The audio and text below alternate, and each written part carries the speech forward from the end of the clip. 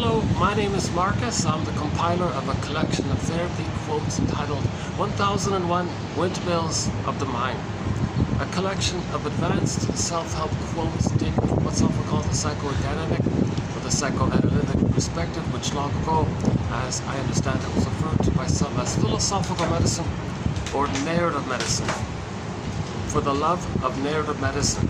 Let's borrow the title of Steve Perry's song and second album. His second solo album was entitled For the Love of Strange Medicine. And actually I'm aware of it because we included a song that Steve Perry sang in 1988 for that second solo album, but never got released. Almost 20 years later they released it. It's a great song called what's it called again? Friends of Mine, with the harmonica, a bluesy rock kind of song. Excellent. That's my favorite #1 top Steve Perry solo song. Great song. So we recently added that song to the collection, and I'm reminded of the album. I'm reminded that it's from an album entitled "For the Love of Strange Medicine." So can I borrow that? Steve Perry, can I borrow that line of yours? So for the love of narrative medicine. For the love of narrative medicine.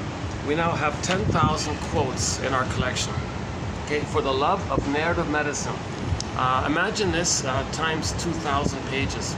So we have 2,000 pages in our encyclopedia, roughly 10,000 quotes all in. And this is an exciting collection of quotes, clear, fun, educational, easy to understand. Now the benefit or the advantage of this fun, clear, exciting narrative medicine, for the love of narrative medicine quotes.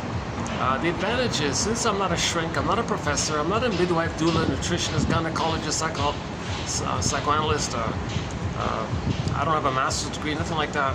I don't have a PhD, I only have a BA. So if I get it, you're going to get it pretty much. I'm choosing quotes, I'm wading through the muck and the mud, a lot of convoluted, kind of confusing kind of quotes, a lot of made-up jargon.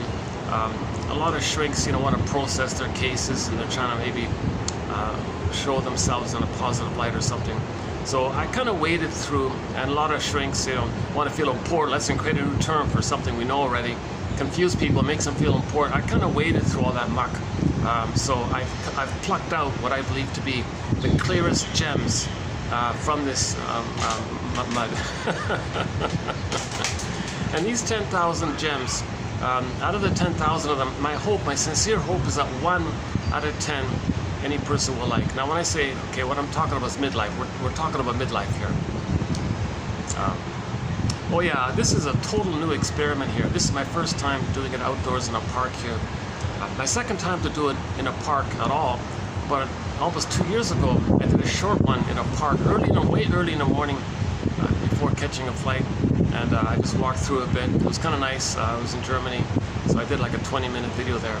And I decided it's getting where I am here. Things are really busy.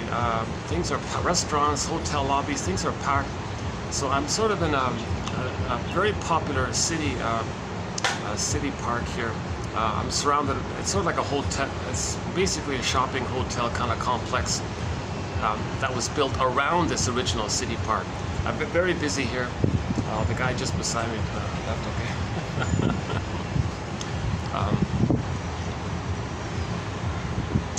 Yeah, there'll be a few interruptions here. At the moment it's on the mellowish side because I'm putting up with the heat. I'm doing this with no fan, no AC, and it's 45 out here. I mean, it's technically 38, 39, but with the heat index, it's sort of in the mid-40s. There's a little bit of a breeze, so I'm kind of going on that. So this is an experiment to see if I can come here as sort of a backup option if I can't use any of the other venues. And today's Saturday, that's another part of it. Plus I got to hear that annoying techno thumping thing at the lobby of the the mall there has outdoor part. They got this, I guess they're preparing for some kind of night techno dance thing or something. A little annoying, so yeah. So I think this will be a sort of a shorter video, sort of an experimental video, see if it works here.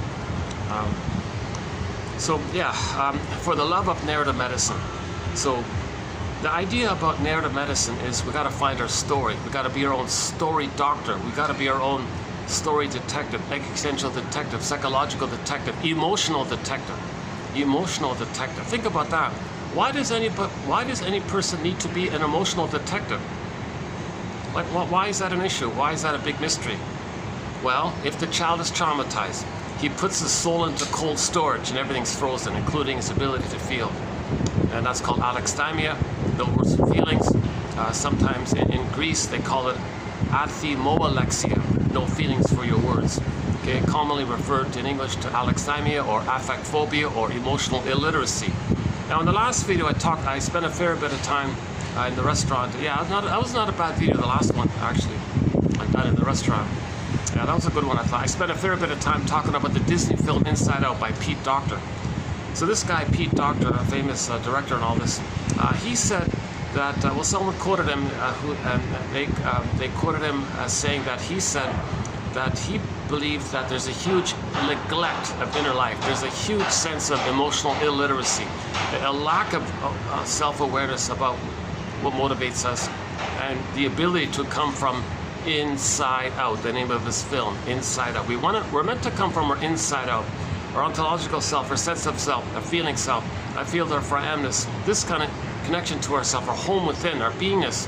We're meant to come and live from that outwardly, like we're inside out. That's all missing and frozen. We're doing outside in. Now we're not making sense. The grasping on the outside to try to change the trauma so you can have an inside doesn't work. So that's the confusion. If a person is in outside-in mode, that's a sign that they're missing the inside out. We want to get back to inside out. We had our inside out. We had our inside, called the authentic self. This is the real self or the true self. Okay. So we're all born with this authentic self. The word of the year by the Merriam-Webster Dictionary Company last year, 2023, was authentic. So we're all born with this authentic self. Okay, meaning our beingness.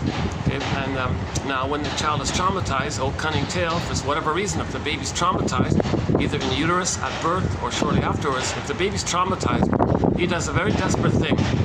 He freezes up his authentic beingness and puts it into a glass box like Snow White. So the Snow White image seems to be the most popular image for trauma. Once again, myths and fairy tales are metaphors for psychological trauma. Drum roll, please. Myths and fairy tales are metaphors for psychological trauma. We're drawn to these myths and fairy tales because they validate, and we have some recognition that something went wrong in our development. And that's the issue. That one estimate is 90% of the babies in North America are not getting their needs met. Oh, cunning tale. Some others maybe repeat what had happened to them in their anger at what happened to them. So they have a baby, see the baby as them as a baby, they play the shaming mother, and replay what happened to them by casting their own baby as a proxy for them as a baby, see their own baby crying for love. No, that's them crying for love, and they're the mother who said no to them. They see the baby as them crying for love back then. They shamed their own baby, replaying how the mother had shamed them. Oh, cunning tale. So why would a mother do this? Well, that's a good question. Why would a mother shame her own baby to communicate that when she was a baby, she had been shamed? Okay, well, that's part of the answer. She wants to communicate that she was shamed. She doesn't have memory for it. So we communicate it by demonstrating it, and then you got to kind of make an inference by it. And from the inferencing, you can piece together your story, kind of thing. So that woman might say, gee, am I shaming my own baby? Does that mean I was shamed? Am I doing this for me to know that my mother shamed me? Oh my God, what the? Now she can stop and get the story. She doesn't need to repeat it. Because when she shames her baby, she's in this dilemma where she identified with the mother. How does she fight with the mother if she is the mother? Think about that. So the baby needs to attach to his mother. At the same time, his authentic self is rebelling against her. So how does the baby identify with the aggressor? Okay, later on, be loyal to the mother, imitate the mother to have a mother, and that's done through repetition compulsion by treating others the way she had treated him. So we get that part. So there's a thing called identification with the aggressor. Sandra Ferenczi, again to the last video. Whatever happens in this video, I don't know what's going to happen here. Whatever happens in this video here, go to the last video. We spent a fair bit of time on identification with the aggressor. Actually, in the past several videos, we talked about it. Oh, people are coming here already, yeah. There's a window here, I noticed. It's like 2:30 here. So I probably got maybe like a good hour or sort of siesta time, everybody's sleeping kind of thing. But I noticed around 4-ish, 4:30 people, it's going to get packed in here. Plus they got the huge outdoor techno thing coming up. So this might not be too long a video. Maybe I'll do this in parts. Maybe this will be a part 1, and I'll do it in part 2. How's the lighting? Lighting's not too great here, is it? I'm seeing it as kind of, I'm not seeing myself really too clearly here. How's it showing up, the visual? I'm seeing it kind of a little bit too darkish. I can see the greenery in the background. Okay, never mind. The quotes are postable, that's the main thing. So if you click the more link, you'll get the quotes posted below. That's sort of my give back for my anxious delivery. As mentioned before, I'm not a shrink, not a professor. And to boot, I haven't been analyzed. So you'll see my anxiety from my trauma. So with all my ums and ahs and stops and starts, and I sweat, I perspire fairly easily, and that's another sign of trauma if a person easily sweats, kind of thing, they said. You know, yesterday's discussion about anxiety I thought wasn't bad. We talked about anxiety in the last video. Actually, that wasn't too bad. You know, that last video wasn't too bad. I feel like the delivery was okay. The environment was kind of friendly with the peacocks. We showed you some peacocks and doves and rabbits and things. Nice little video there. And the discussion on anxiety and the Disney film Inside Out about anxiety being in the sequel, running the console in the sequel.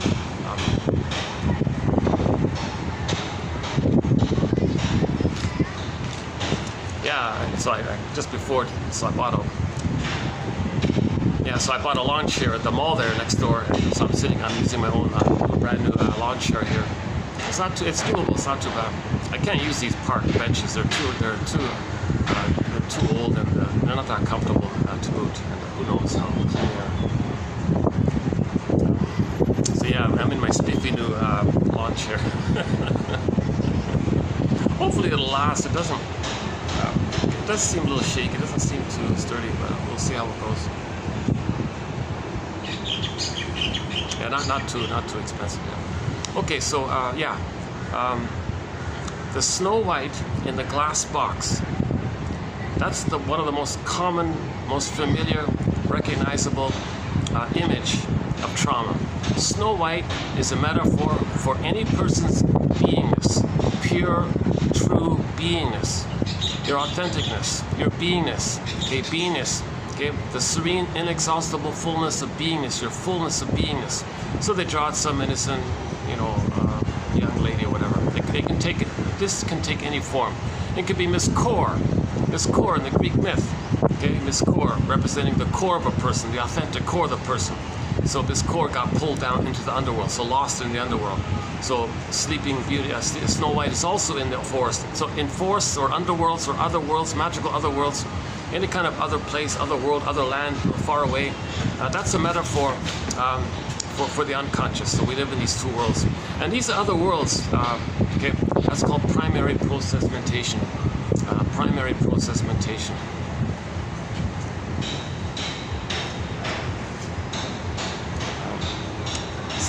Just right in front of me, some kids are playing hide and seek with their buddies, and the kid who's hiding is got a huge grin on his face. He's really thrilled that he fooled his friend.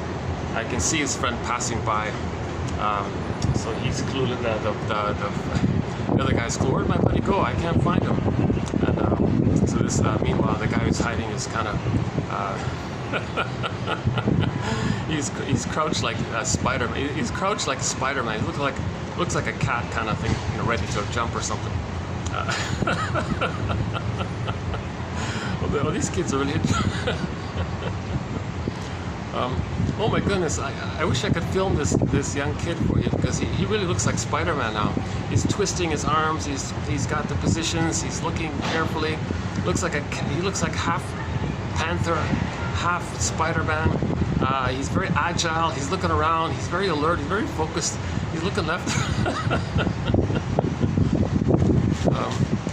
Okay, now he's still in front of me, but in a different place. His shoes are untied. He might trip himself. He's so excited. He untied his shoes.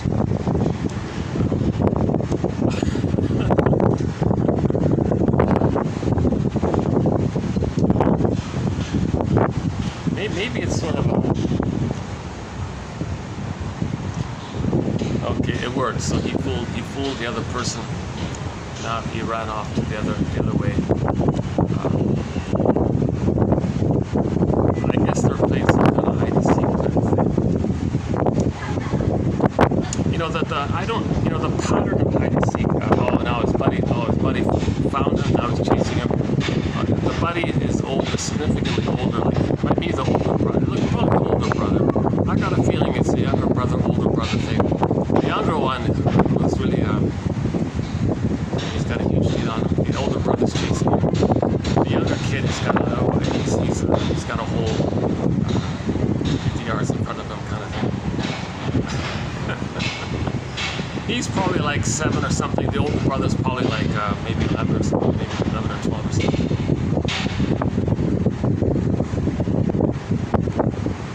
Oh, the older brother has a buddy or another older brother just behind him. Oh, so the littlest one outsmarted the two older ones. Boy, I wish I had filmed him. He looked. You couldn't act that. You couldn't act that. And this might be maybe one novelty of doing it outside. Maybe I get different scenes here. Yesterday was the peacocks and the rabbits. Here there might be like a children's playground atmosphere. There's also sort of some people are having their lunches and picnics. Some people are sleeping on the ground, kind of thing, having their snaps.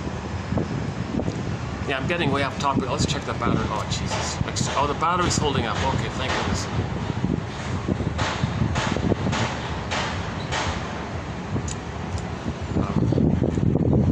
Yeah, so the most common image for trauma is Snow White sleeping in the glass box. She's in a coma, she's in a box, in a deep sleep kind of thing. So that means, that image means there's like a glass barrier to our animation, to our beingness, to our aliveness. We're not feeling our beingness. Snow White sleeping means we're not feeling our beingness. Like, come on. Like, you're not feeling your inner home, you're not feeling your sense of self, or Miss Core gets pulled down. You feel empty like that? That's a huge pain like this. Emily Dickinson describes it as a pain so utter. A pain so utter. The baby had a great hope for mother's love. It fell. Mother betrayed him. Oh, cunning tale. Some others betray their babies, called it betrayal trauma, attachment trauma, relational trauma, interpersonal trauma, which leads to the child's development of the authentic self as being arrested in its development, known as the famous phrase arrested development, developmental arrest, stunted development in this inner life feeling area. Stunted development in your sense of connection to yourself. It's stunted like that. So that's the whole hero's journey. To understand what's going on, and with the understanding, it's kind of like building a catcher's mitt, and you can catch the ball and get back yourself. Okay, psychoanalysis looks for an egg in a basket that's missing. Weave the basket, the egg might come in, the feeling come in. So we had our authentic self, we lost it, Miss Core went under, Miss Core came back, and we called her Persephone. So when Miss Core comes back up to consciousness, underground unconscious, upground consciousness, and is connected to ourselves, because Persephone, that's like the return of ourself. So the original sense of self was Miss Core. She came back. We called her Persephone because now we're older, we're past midlife, so we feel a little older, and we're back to ourselves. So like a new person kind of thing. So they call it Persephone like that. Okay. Now, yeah, Snow White woke up and all this. Right? If you treat yourself gently, tenderly, self-compassion, adopt yourself. Nice to yourself, self-compassion, I guess maybe that's the kiss part, and then you might come back to yourself and be reunited with yourself like that. So that's called self-reparenting inner. You want to adopt your lost wounded inner child of the past. You want to self-reparent. It's wounded, you want to get it back, take care of yourself. So this recognition leads to being nice to yourself. So now you want to treat yourself better the way you were treated, called self-reparenting, or inner child work, or shadow work, etc. Or the hero's journey, or the second journey. First, you got to identify it's lost. A lot of people don't want to admit it. They don't want to face it. Just keep manic. Just stay manic. Just keep busy. You don't have to admit it. But that's living the false love. That's living the false life, the unlived life, the provisional life. That kind of thing. Oh, what's this? Something's on my screen here. What is it? Some kind of bug. Yeah, I'm starting to sweat already. Yeah, look at that. It took me a while to cool off, and now I'm talking. I'm sweating when I'm talking. Well, because I'm holding the camera, maybe that's part of it. Maybe that's part of it. Let me just wipe off some sweat here. Hold on, give me half a minute here. Hold on a second.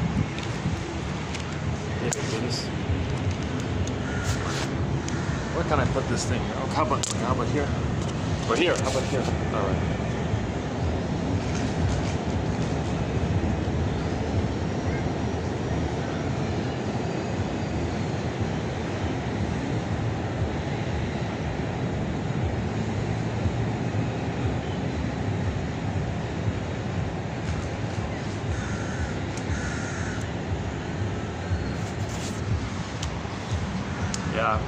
Yeah, I'm not. I think the sweat's good. I think I've reached.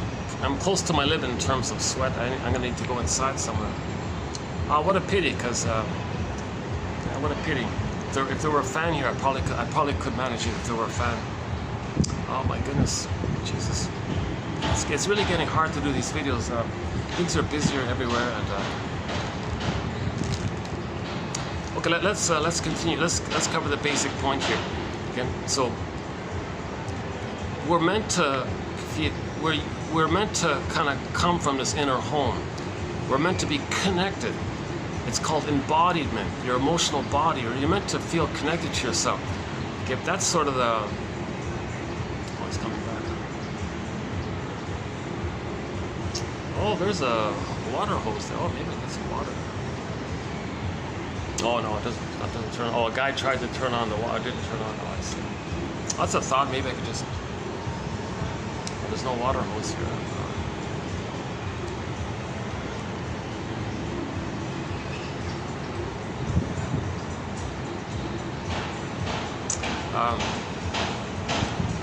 Yeah. So okay, that's the issue. So we had it, we lost it, want to get it back.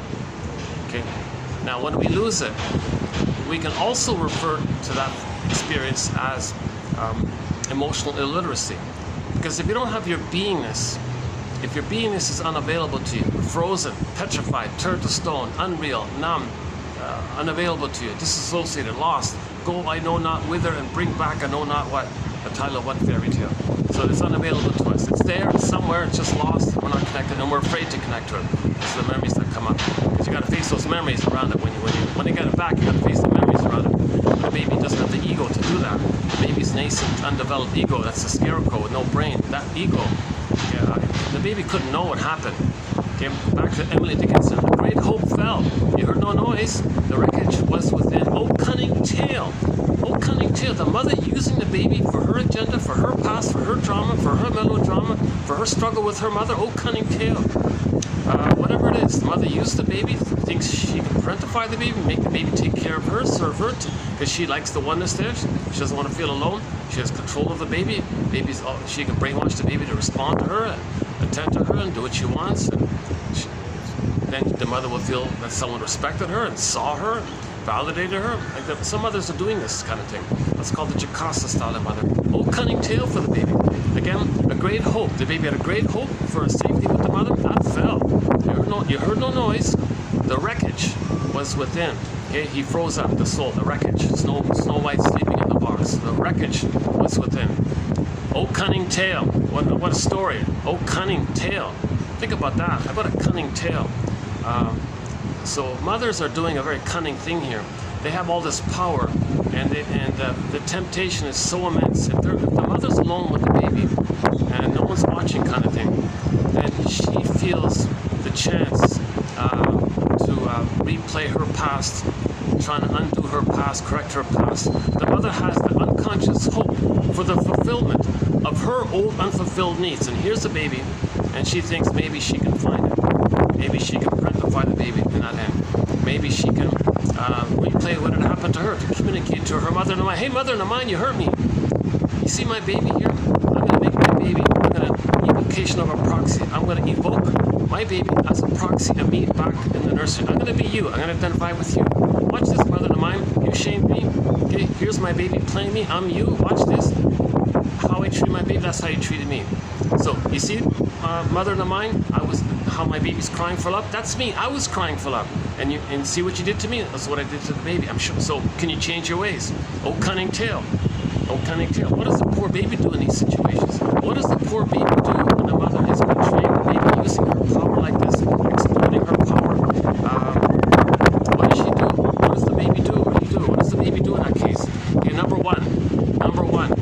emergency. Okay, his soul, his authentic self, he's got to hide it. He's got to hide it somewhere from the abusive mother. He's got to hide it. Okay, so it goes into, it's flash frozen, it's frozen, it's in an ice box, let's say, metaphor, ice box, and then it's down a tunnel, down a cavern where the light is never shown, and maybe down another cavern. So it's not available to him, but it's there somewhere. He's got to have some connection to it somehow. He's got to keep it alive somehow. He's got to hide it from the mother. The mother's hurting him. The baby needs mother's safety to him to allow the development and the emergence of his authentic self to fill him up, kind of speak, so to speak, so he can feel a body. Kristen Wilson says, yeah, if you're not in your body, if you don't feel embodied, if you don't have your sense of self, you don't feel embodied, okay, you're not making sense. Literally, you don't have your sense of self. Plus, you're not making cognitive sense because, oh, that was a pigeon. I think, did you get a glimpse of it? Yeah, they got quite a few pigeons around here. Oh, yeah, I'll tell you the pigeon joke later. We got a very good pigeon joke in our thread on humor. We got 60 chapters in our collection here. One of them, a very good one, is on humor, the psychoanalysis of humor. We got Grotstein in there, a guy named Martin in there, Edmund Berger's in there, a lot of great analytic authors discussing humor, the benign violation theory of humor, and one of the key jokes in there is the pigeon joke.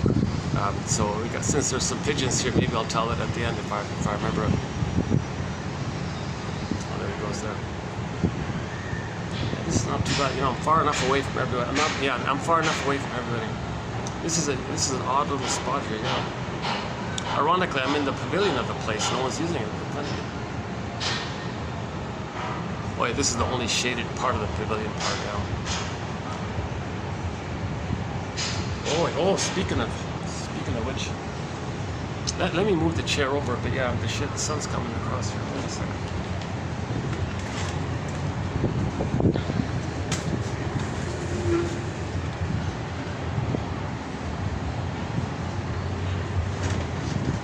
Oh, maybe that's why I was sweating. Didn't see it.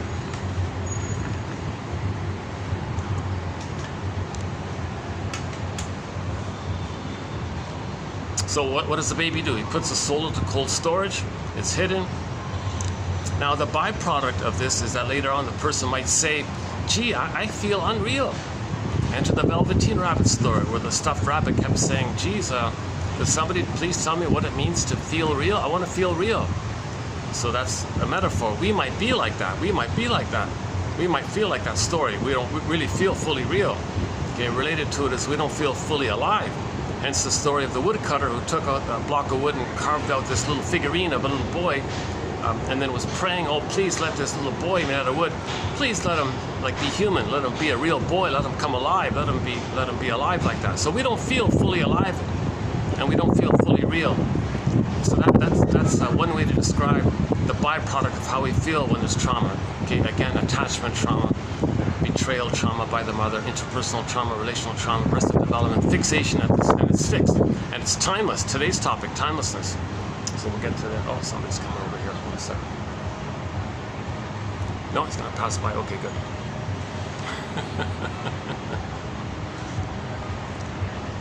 The lighting is not, maybe I can shuffle a bit. How can I get a proper, does that work? How about that? Does that work a bit? Actually, the background's not too bad if I can get the lighting right.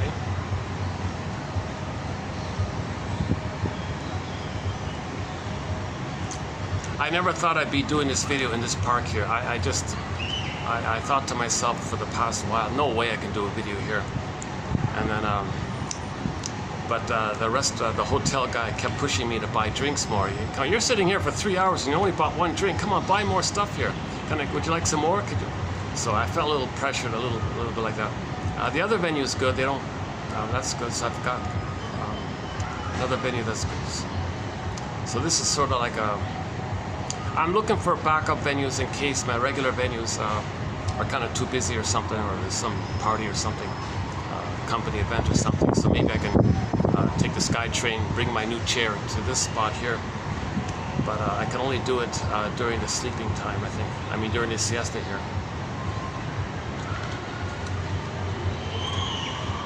So yeah, oh boy, yeah, I'm sweating again. Yikes. Okay, sorry about that. Yeah, hold on a sec. I'll give you another second. Let's do this.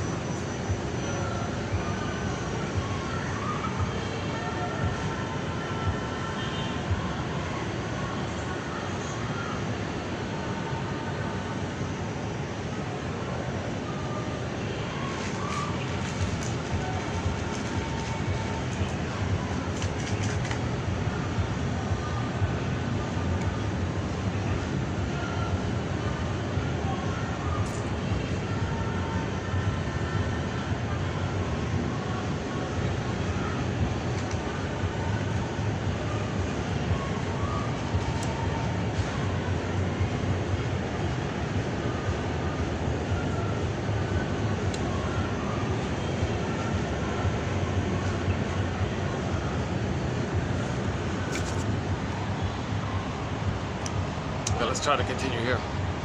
Oh boy, yeah. See, I'm losing the breeze, that's why I'm sweating. The breeze that I had at the beginning is kind of gone now, right?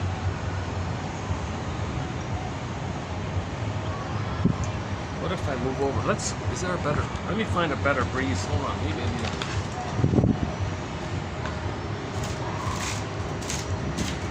What if I went here? Oh my God. Well, this whole floor is gonna collapse. Oh my God. Oh jeez, what if they know that? What about here? So I got a breeze here.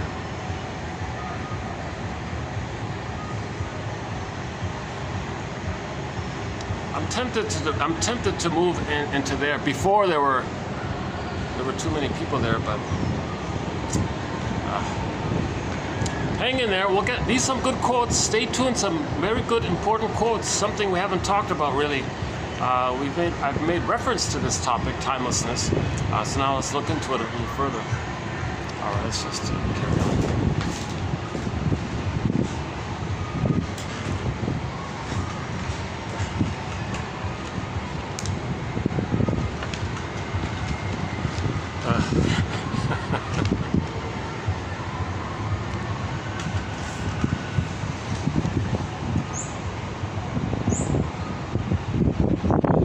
Oh, here's the breeze. Oh, I got it. The breeze came back. Okay, we're back in business. Okay, good.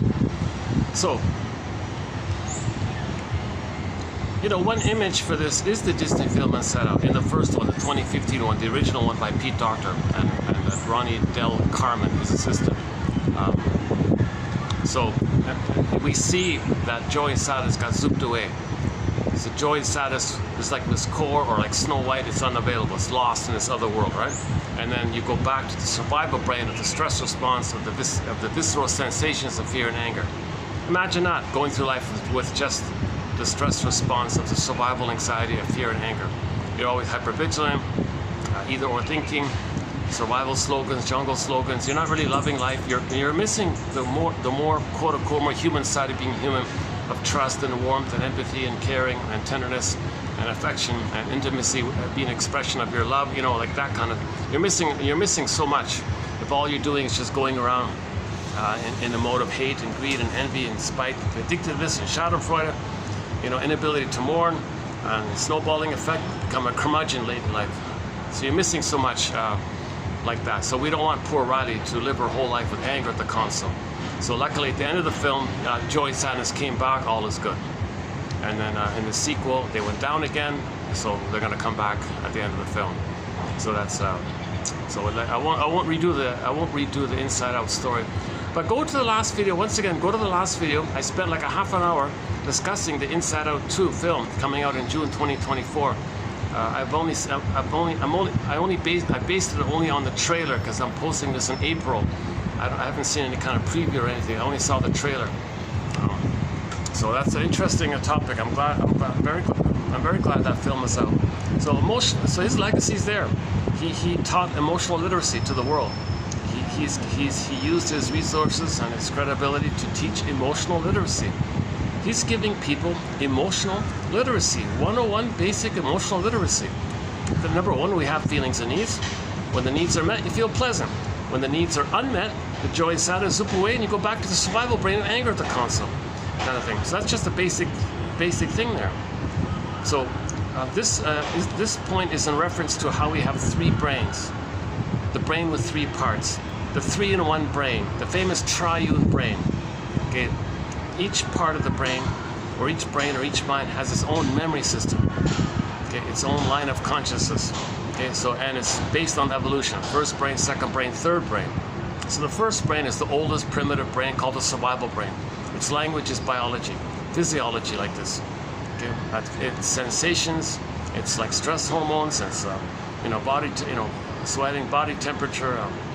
How much cortisol in the system, how much adrenaline is in the system, that kind of area like that. Anxiety, of course, is going to come from there. And this part of the brain is sometimes, since it only cares about survival, the feelings are not there. There's no real feelings. Yes, we call anger and fear feelings, but technically they're more like sensations in the terms of the physiology, in terms of preparing the person physiologically for survival kind of thing. So a little confusion like that. But that's what the film is doing, is telling us that there's the two groupings of feelings. Okay, the fear and anger type of feelings related to the stress response for the survival. That's one grouping of feelings, types of feelings, another batch of feelings. We're mainly from the second brain, the second mind, the second level of consciousness called, you can call it the puppy brain, the mammal brain, the feeling brain. The feeling brain. The first one is the sensation brain, the second one is the feeling brain. More like that, right? So in the feeling brain, that's mainly us. We live to the extent that we feel.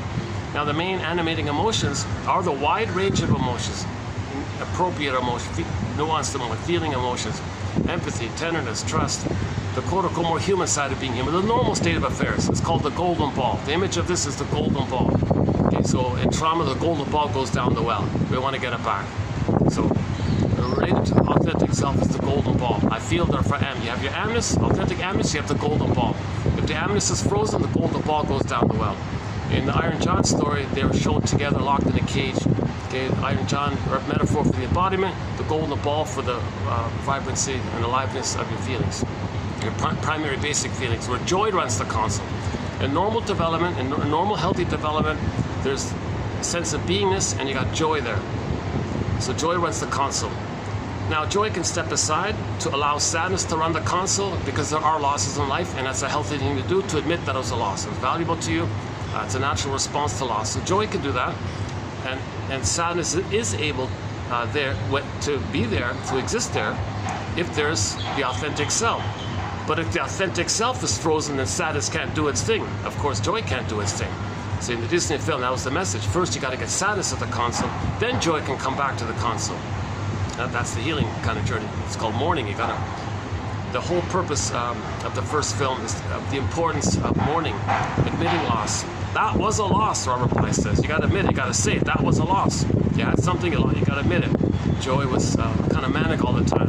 Don't forget it, just be happy, just be happy. She kind of pretended all the time. But then finally she learned, okay, sadness, yeah, I get it now. You got to run the console here. So sadness ran the console. Okay, Riley was crying and all this, and he admitted it, he understood it. Okay, and then natural response, then sadness can step back and joy come back. You can't get joy back at the console without first getting sadness. First sadness has got to be there. But to get sadness at the console, you got to get back your identity. Getting back your identity, part of it is you got to understand your mother's story, then you know your story. You got to understand why the mother did what she did. Oh, sorry. We got some guys coming right there. Oh. Well, I guess he's, I don't know what he does with toys or whatever, but I just know, oh my God, the kid, that guy was hiding some of his personal snacks and drinks and things. I didn't notice behind some cardboard. I didn't notice that. But when the kid was playing hide and seek, he was just right there in front of the cardboard. He didn't notice that. That kid was too excited to notice or care about what might have been hidden behind the cardboard there. So then that guy just came, pulled back the cardboard and took out his bag of chips, some kind of drink, some kind of soft drink or something. Some junk food, basically some junk food.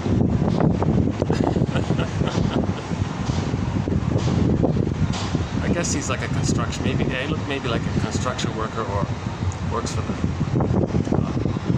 maintenance crew or something like that.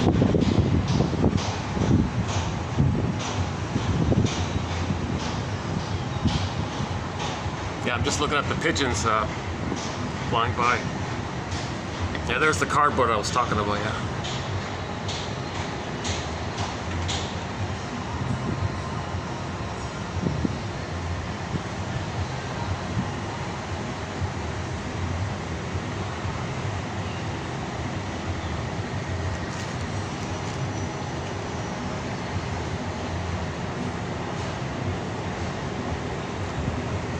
Okay, I'm gonna need to bring more ice. My ice is already ran out. Look at that. The ice melted already, and it's all gone already. Jesus. If I bring 2 packs of ice, maybe that'll do it.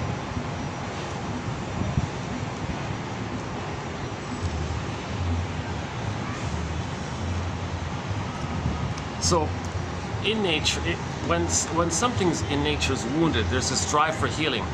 So how does the human heal? How's a person going to heal? So enter repetition compulsion. Okay, the needs are still there. The needs are still there. The child needs mother's love to know himself, has identity, have feelings, and so get more than have pleasure and all this. He needs the basic thing. You can't just forget it. You can't love life if you had an unhappy childhood. You can't just say, oh, okay, childhood's over, let's have a happy life now. It doesn't work like that, because the psychic structure needed for a happy life is called differentiation, sense of self, Snow White being awake, the embodiments and all that. Then sadness and joy can be there. So that's a psychic structure is needed for that.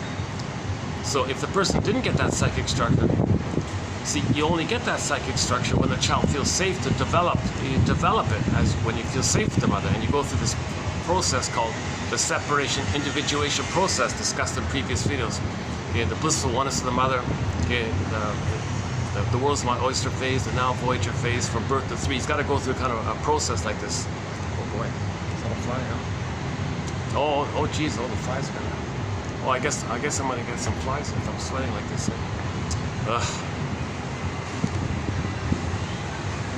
Okay, that's a mental note. I'll bring some of that, some natural bug spray or something.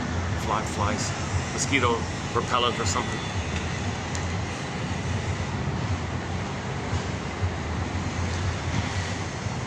Yeah, this is all very experimental, what I'm doing now, to see if I can figure out a way to do these outdoors like this.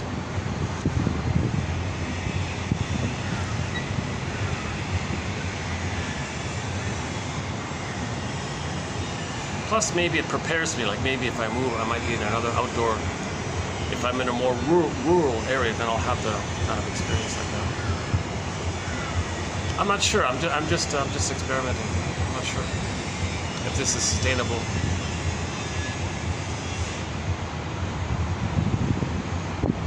If it's worth it, or should I just put up with the hotel activities? Like in the last video, there was some copyrighted music in the restaurants. That's like part of it as well.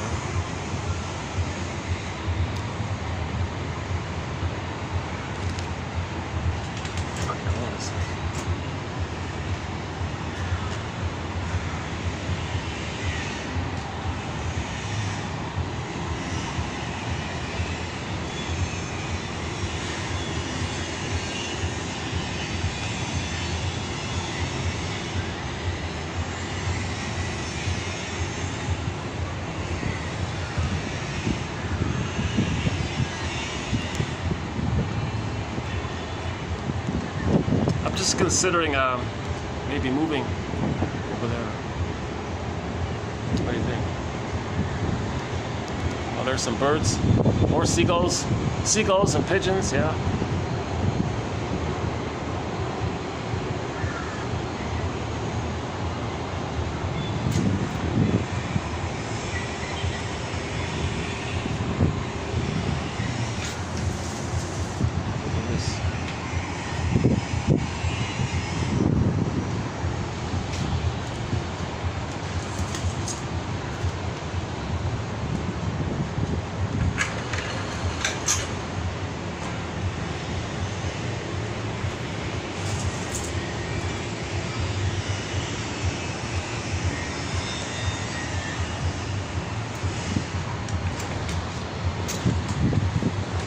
The chair hasn't collapsed on me yet. That's good. Let's see how long this flimsy lawn chair can last.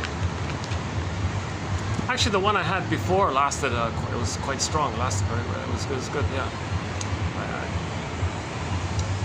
2 years ago, I did some videos outdoors on a lawn chair, and it worked perfectly well the whole time. Yeah.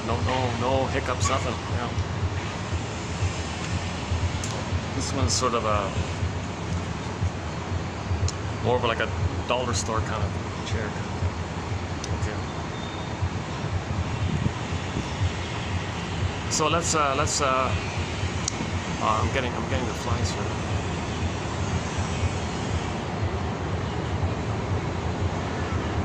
Maybe I can cool off. Let me yeah, let's do that. Let's try that.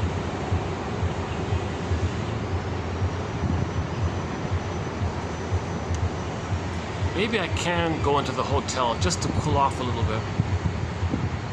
I'll keep talking at the same time. That's an idea. There's a hotel near me here.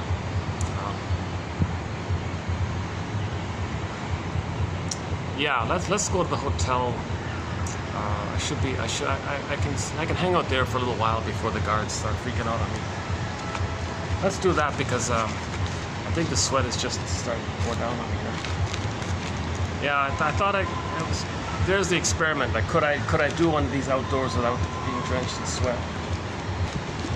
The good thing about this lawn chair, it's easy to carry. Yeah.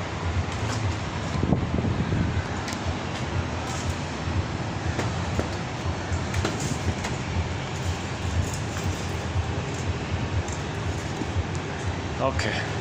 Yeah, it's not too heavy.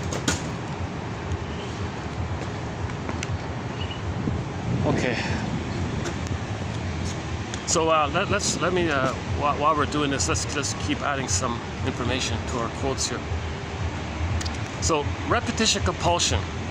The child still has the need for mother's love, but there was pain going. But there was too much pain associated, so he's not going to know the needs. But he still has the needs. There's pain around the needs, but he still has the needs. It's called the wish and the fear. Huge inner conflict. Okay, massive inner conflict. He still has the needs, but the pain makes him afraid of them. But he still has the needs. Sorry.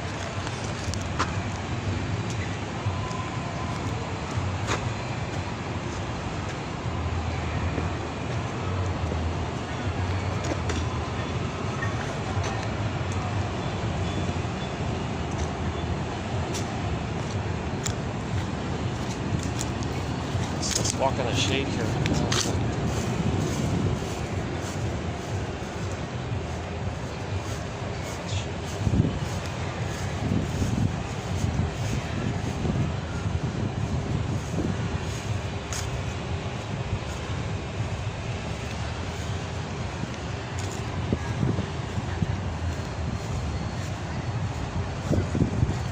Yeah, they've got a bit of a sort of a mini labyrinth here, yeah.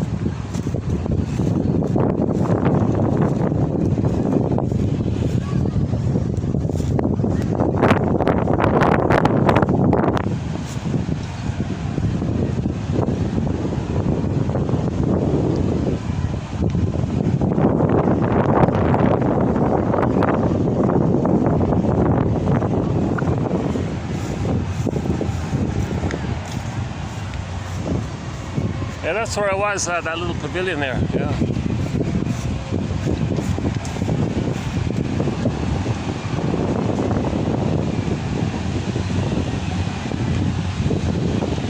So Paul Libby Russell, 2119, is a good starting place for our topic on repetition compulsion. Paul Libby Russell, 2119. He says, think of them as synonymous. If there's trauma, the person's going to repeat because there's no time. There's no time, but he still has the needs. That's why he keeps repeating, because there's no time. All time is that need, you know.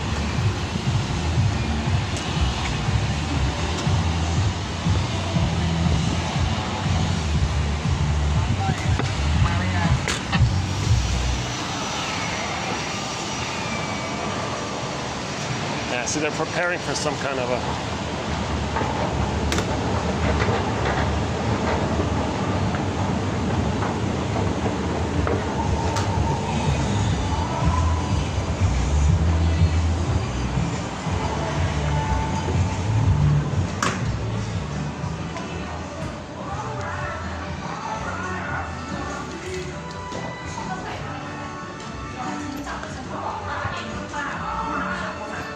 Is there enough light here? I just think here.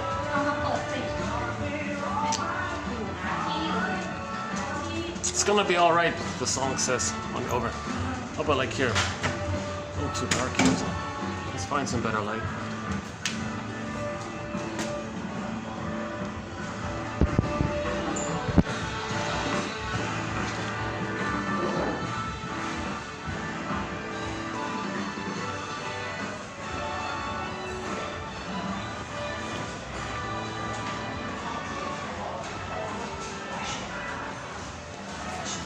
I just sat here for a bit.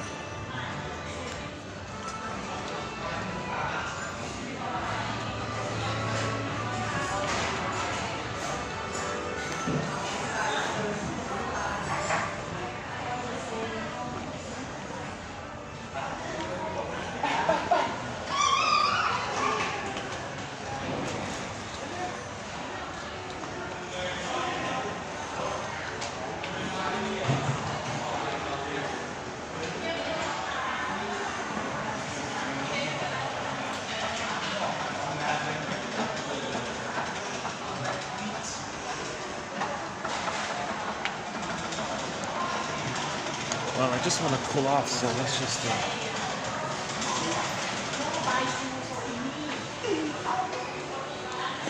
try this here. Ugh.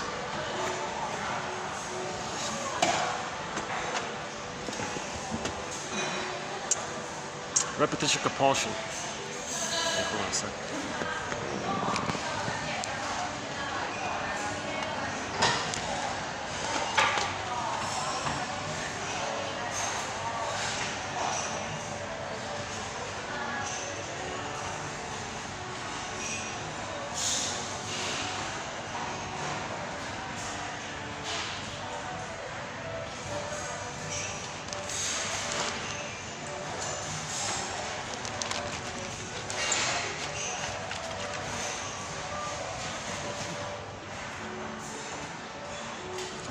Repetition compulsion.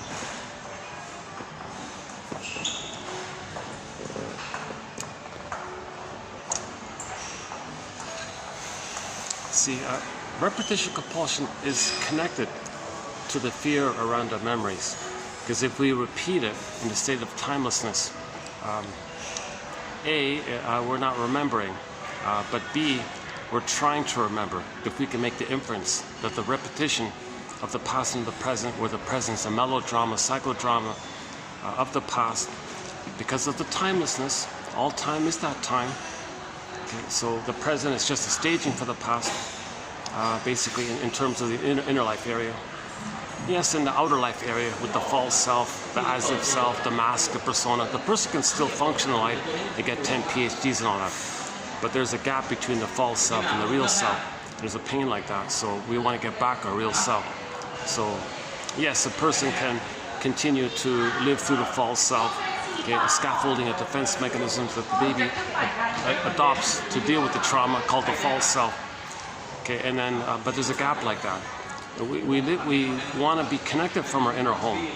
So at midlife, this sort of comes up like this, called adult development. Oh yeah, a quote today from Calaruso, is it? The main guy on adult development. Actually, Chinan's ideas about adult development are good as well. Alan Chinan, Roger Gould, and these guys. So it's called adult development. Joseph Campbell calls it the hero's journey at midlife, where you want to close that gap. You don't want to go through life with that gap widening like that. It's like a pain like that. And then you go through life with the snowballing effect.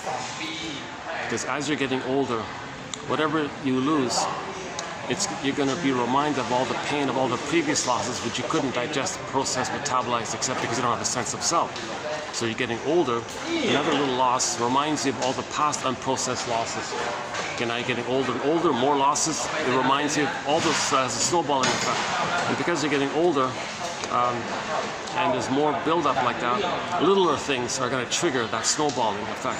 So there's a kindling effect as well. The result is, at the end of life, the person becomes a curmudgeon, bitter, stingy, grumpy, grouchy, one of those characters. You feel like you're in eggshells around them. Because they're involved in OCD. They want to micro-control every little thing, because if they feel like they control something, then they don't lose it.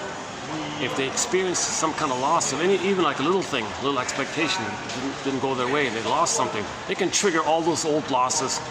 And when there's a pain like that, okay, you go to the angers at the console, and then you're saying belligerent things. Or, you want to restore your what they call infantile megalomania by saying didn't need him anyway, it didn't matter, life's no good. Okay, so you put yourself above it. Okay, everyone outside, meaning representing your unloved self. They're no good, life's no good. That means yourself, because that's how you felt with the mother, and you identified with her. So you're replaying it and you're restoring the oneness with her. When you restore the oneness with her, you got her power, plus you distract yourself from the pain of her hurting you if you're imitating her, plus you find proxies to play your innocence, and then when you shamed them the way your mother shamed you, you replayed the oneness of the mother, and when you're one with the mother, you get a blissful feeling. So now a person is addictive, because when you're in that blissful state with the mother, that oneness of the mother, it's named after that little white flower, the oneness like that.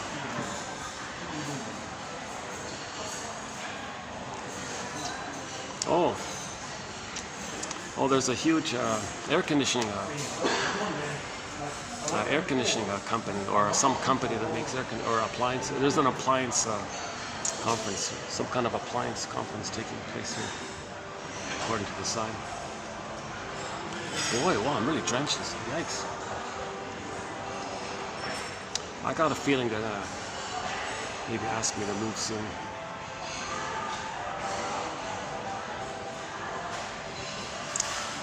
Unless I want to find a way to do these videos without always buying expensive coffees in these lobbies and all this. Because it kind of adds up like that.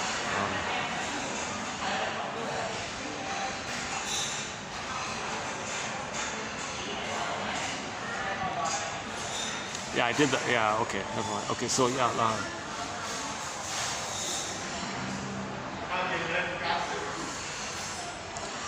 Okay, let's back up a sec. Memories are relational. Memories are relational. The baby and the mother are in a relationship. Okay, so the memory is the baby was passive, helpless, needed his mother, wanted to get along with his mother, wanted peace and harmony with the mother, wanted a nice relationship with the mother, because he needs to feel safe with her so he can know himself, so he can love life. He wants to love life. He's meant to love life. He's got to feel safe with the mother to get to that place. So he'll accommodate his mother. What do you want, mother? I'll do what you want, mother. Mother says, well, freeze up your soul and please me. Yikes, what a tangent. Like one person calls it like a huge tangent like this. A huge, but he'll do it. He'll accommodate them. Fine, mother, I'll give up me to please you. But he'll at the same time be angry at her and want to fight with her. Oh yeah, back to the earlier point. So there's two things going on. The child has a struggle with the mother. Okay? When the baby's nursing and mother's doing it wrong, come on, mother, change your ways, be a loving mother. Come on, mother, I'm angry here. Don't oh cunning tail me here. Don't think I'm your mother. Don't think if I'm here. Don't see me. Don't think of me as some kind of phantom from your past or something. Like, see me as a person. Babies are human beings, mother. Mother, babies are human beings. I'm a baby. I'm a human being. I'm a human being. I'm a person. I'm a feelings. I'm a being. I'm your child here. Mother, what are you doing here? Mother doesn't see it because she only sees her past. She replays her past in the present, using the child as a stand-in for somebody in her past, either herself or the mother, basically. And then she replays what had happened to her, trying to replay what had happened to her with the fantasy that she can get her needs met. When there's trauma, we have the unconscious hope for the fulfillment of old unfulfilled needs. Now this has really gone awry here because it's ridiculous. The mother shaming her baby, really? Getting her baby as a proxy of her crying for love. Somehow the mother in the past is going to respond and she's going to get the love that she was supposed to have received back in her nursery. If she can make her baby cry, do her crying, it doesn't make sense here. Oh, cunning tale. So this is called perverse logic, psychotic logic, or whatever the shrinks call it.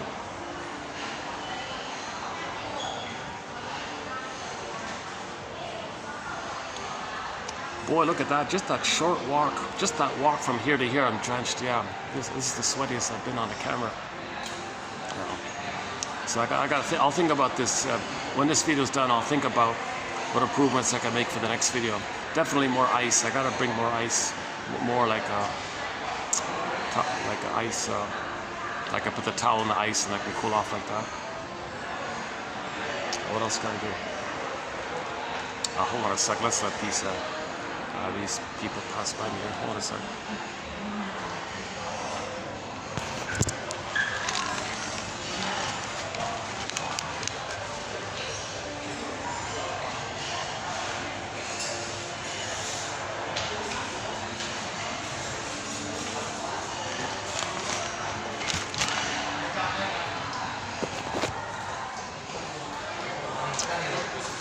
So let's talk about that mother who's shaming her baby. What is she doing? Here's the theory. Or do we take it from the baby's point of view? Okay, let's just take it from the baby's, let's do it direct. So a baby comes out of the uterus. Mother, I need your love. It's unavailable. He's got to please her, get along with her. He's got to have an attachment to her. He's got to connect her. He does the desperate thing of becoming her. It's called identification with the aggressor. To have a mother, to have some sense of relating to a mother, some emotional connection with the mother,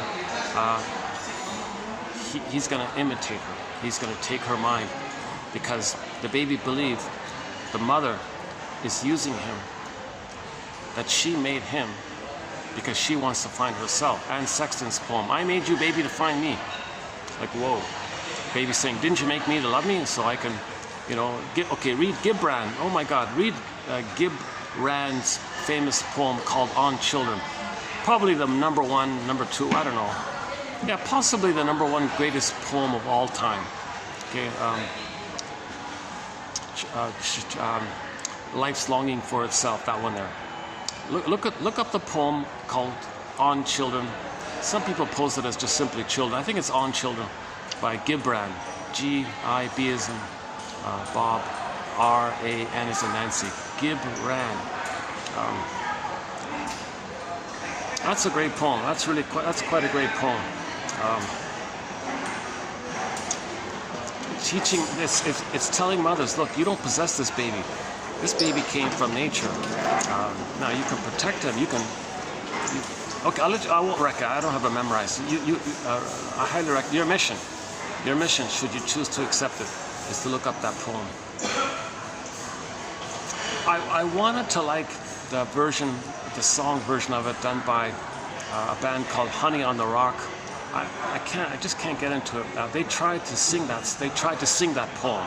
A band called Honey on an old 70s disco band or something called Honey on the Rock. They tried to sing it. For some reason, I just can't quite enjoy their rendition of it. And nobody's put it to song properly. I've looked around a bit.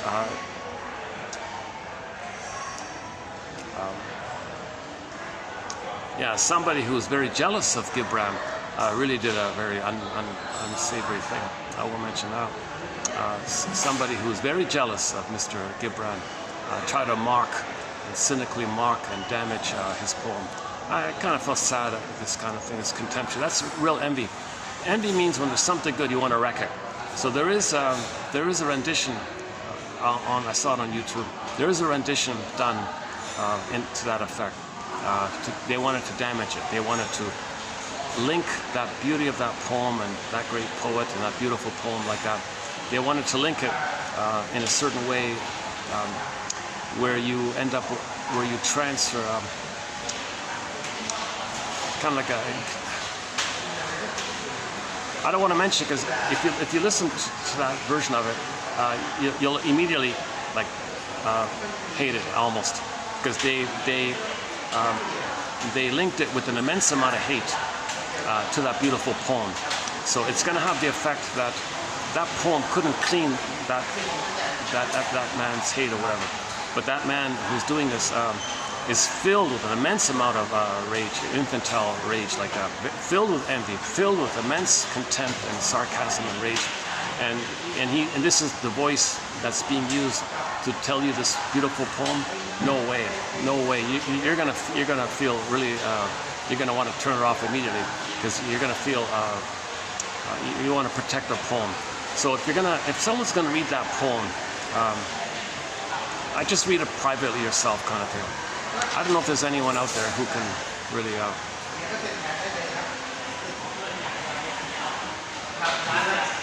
There's a band from Ireland called The Establishment. They only put out one album. It's one of those rare, lost and found kind of albums, vinyl albums, called The Establishment. The album is called something, The Feeling Child or something. Oh, Jesus. Well, they only have one album, two guys on the front cover. It's the second track on there. They just read it, basically. That's tolerable. That's a little bit tolerable.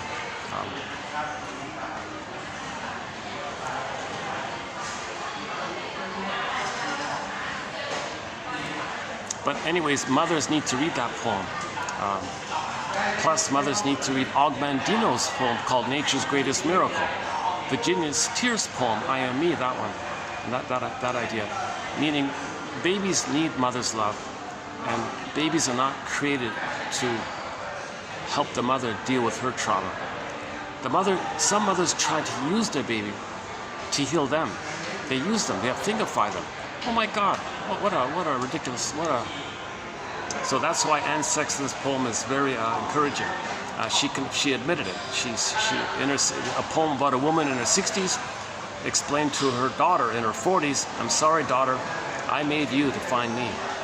I didn't see you, I just used you because I was trying to find me. I parentified you, I brainwashed you to take care of me, I was trying to find myself. And she apologized in that poem. Anne Sexton, 1960. It's in our collection from about a month ago. Just a short little poem, actually, very good one.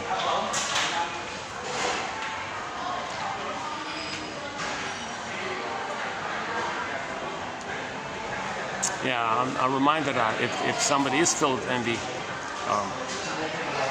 they may make a big effort to display that beautiful poem using one of the most disturbing kind of hateful kind of characters, violent, extreme, like somebody from the horror, like that kind of area, somebody who's an expert in that area, filled with rage, channels his rage in these horror kind of stories. And you get that guy to tell this. Now, ironically, you know, there's a part of him maybe who wants to receive that message. You know, the guy maybe doing that. We could say, look, mother, you see this poem here? Why didn't you read this poem? Here I am reading it for the people. Why didn't you read this poem here? It's right there. And see how I'm damaging it? That's how angry I am that you didn't read it. Well, that's something private he should do. He should kind of do it privately. No, he wants to show up the world. He wants to tell the world. He wants to show up to mother and tell the world what his mother did to him by destroying the poem, or trying to destroy. He didn't destroy the poem, but he tried to. So as long as you don't just ignore it kind of thing, just read it on your own, or go to Honey on the Rock, that musical band, or that new one I just found called The Establishment. Actually, they didn't read the whole thing. They only read like the first main part of it. They're sort of missing the ending part of it. You sort of need the whole thing, I think.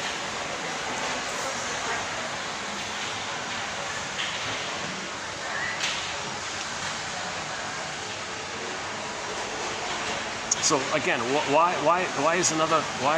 doesn't a baby regard her baby as a human being, and why isn't she emotionally available to perform her motherly duties, to hold the baby, make the baby feel safe, and not abuse the baby, not use the baby, or not. See, what some mothers do is they replay what had happened to her. So they shame their own baby, seeing the baby as them in the nursery. So the mother is a baby. All right, baby, I'm going to see you as me as a baby. You're going to play me when I was a baby, okay, baby? Now, baby's crying. See, very good. You're crying. That's just like me. I was crying. Evocation of a proxy. So she provokes the baby to cry because she was crying. Now, that mother, in her psychology, had already identified with the aggressor. So she's her mother. And the loop is the mother hurt her. So she replays the loop. Gets the child to play her as a baby, and she plays the mother who shames herself as a baby. So she shames herself, has the baby to play her, and does both. Shames herself and the baby, but when she shames the baby, it distracts her of the pain of the mother shaming her. So that's how she has an attachment to her mother. That's how she connects to the mother, by imitating her. So she finds proxy to play her innocence and shames them, replaying the loyalty template of what happened to her, the mother shaming her. That's how she has a mother, by imitating her. Look, mother, I'm imitating you. Do you feel seen? I'm imitating you. Maybe you feel seen. I'm acting just like you. I think just like you. I'm treating my own baby the way you treated me. We're one like this. Do you feel better? Does it work? It's nonsense. Not going to work. Okay, flip-flop, hocus pocus, auto-hypnosis, double focus. Now she can continue the fight with her mother. Now her own baby, she just shamed, who played her, she's going to, in her Alice in Wonderland thinking, called primary process thinking. Okay, up is down, left is right. Okay, there's no logic in there. And things can shape-shift and morph and twist. So her own baby first played her as a baby. After she shames her own baby, okay, that's her loyalty to the mother who shamed her. So that's how she has a mother. But how does she fight with the mother? So after she shames her own baby, she morphs, she shape-shifts in her mind. Alice in Wonderland, primary process mentation.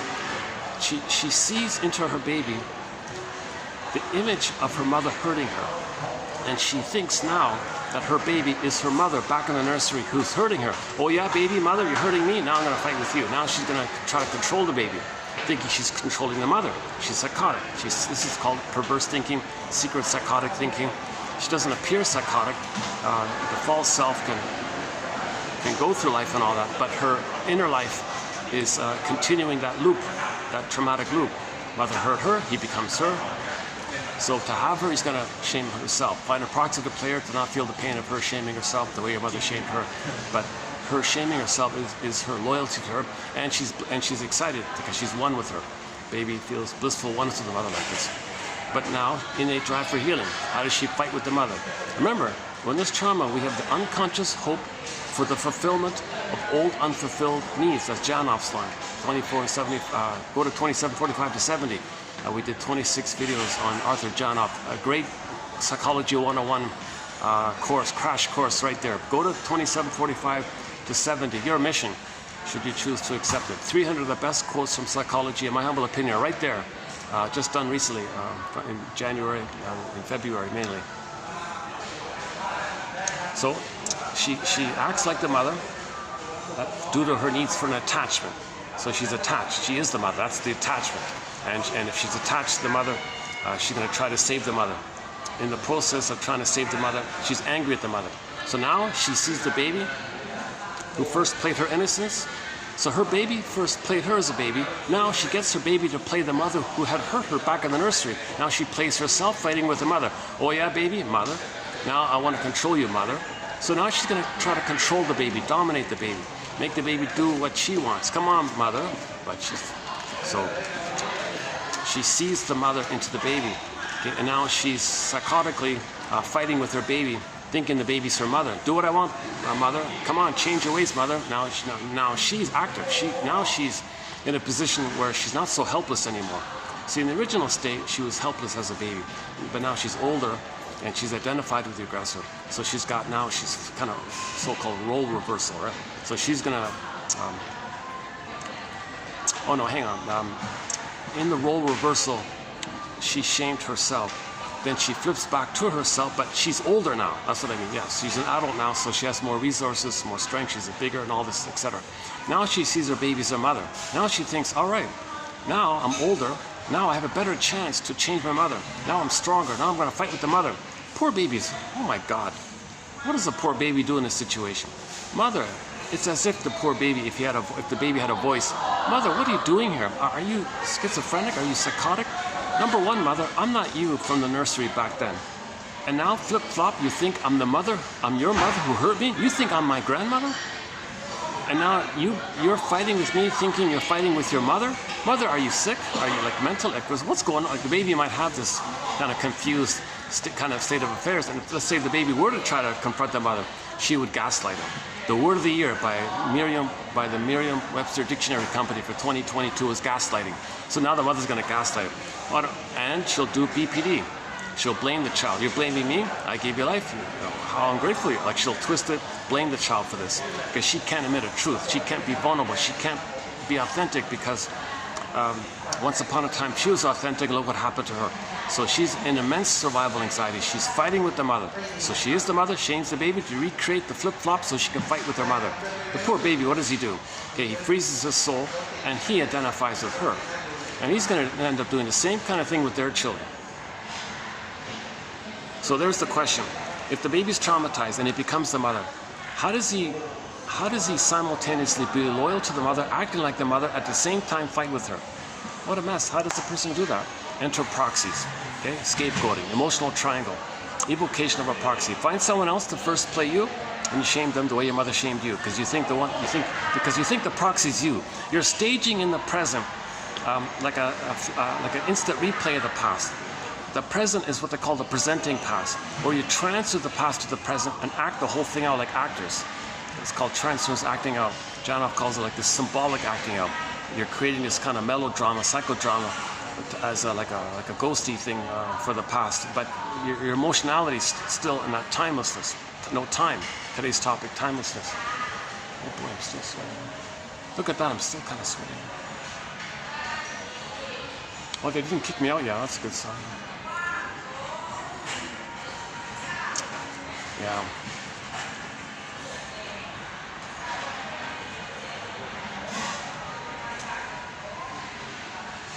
Actually, they were good to me when I first started doing the videos in the city. They gave me a place for a little while. Then there was big changes and renovations, so it's kind of I had to give it up. I mean, I had no other alternative. Sorry, sir, kind of. And they've got the lobby just behind me there, but it's just too. It's just too much traffic and people walking by.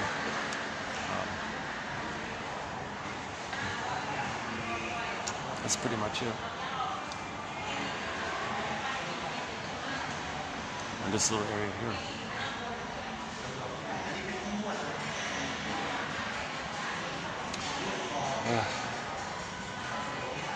Okay, when I cool off, we'll go back outside. My goodness.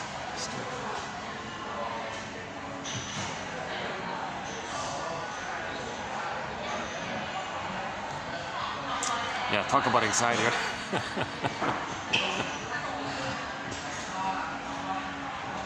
Yesterday's video was good on anxiety. One of the better videos, I thought. The past two videos, both of them were good videos, I thought. In terms of condensed content, being efficient in terms of delivering content, and minimal distractions. I thought those are the better videos. Now, in terms of content overall, they're all excellent. They're all excellent quotes. You click the more link in any video, I'm confident you'll find one aha. You'll find one aha, or a relief. Okay, that's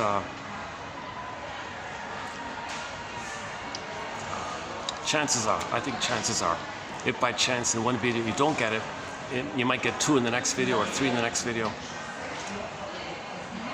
I'm confident 1 out of 10 you'll like it. So today we'll be posting 23, so I'm hoping that 1 out of these you'll like. So I'm hoping that 1 out of these 23 you'll like. Now sometimes they're short like this, so that's why there's 23. Sometimes they're longer, like a whole passage, so that's why they're shorter. So the range seems to be like from a video can have 1 quote, and it can have even up to 30 quotes, but on average it's roughly 10 quotes. Today there's 23. So my hope is that if you read these, you'll find one that you like.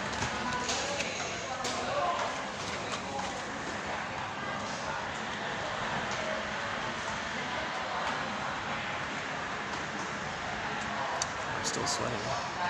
Jeez, it takes me a long time to cool off. Oh my goodness. Yeah, you can see this. Yeah, you can see the sweat here. Oh my God, yeah, that's a little embarrassing. Talk about embarrassment. This is not a vanity project. I'm not really. I don't think. I guess I don't know myself if that need of mine to be mirrored, what the state of that is. Like, I'm not really clear about that. So all babies need to be seen and admired and all this. Like up until 18 months, mothers say, "Wow, look at you. That's amazing.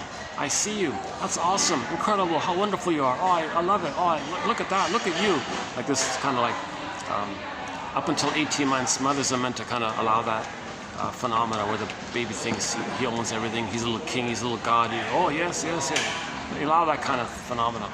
And when people don't get it, sometimes they dress up in flamboyant, look at me costumes kind of thing. Once in a while, I'll see it here even, right? Some people will look at me kind of thing. That maybe it's, the theory is maybe that's a sign of trauma, that the child wasn't seen during the mirror, what they call the mirroring phase. Mary Y. Ayers' book. That's an undeveloped topic about this issue of mirroring now. Okay, let's go back.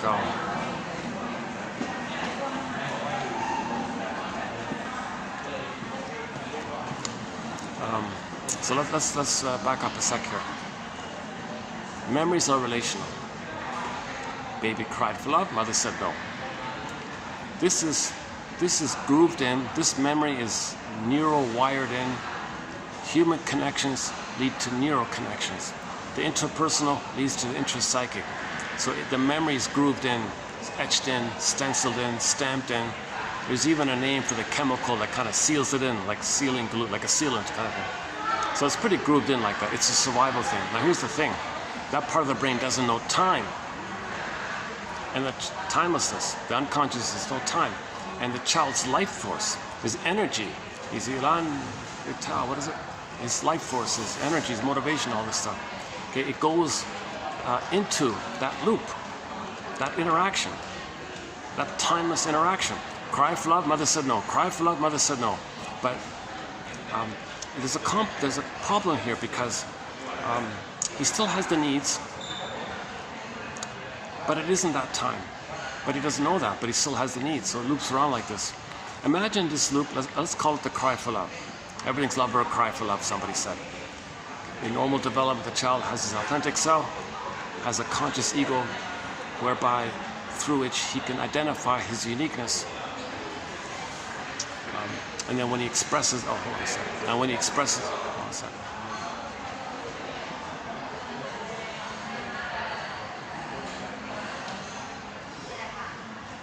Oh, there's a lot of nonverbal communication there, yeah.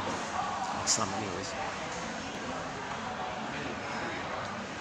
Yeah, that's always an idea, right? To kind of, you can't tell too much.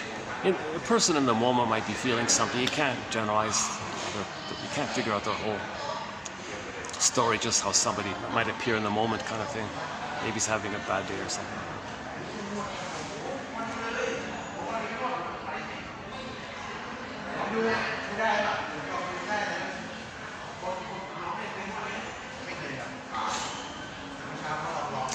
Yeah, okay, let's go back here. So,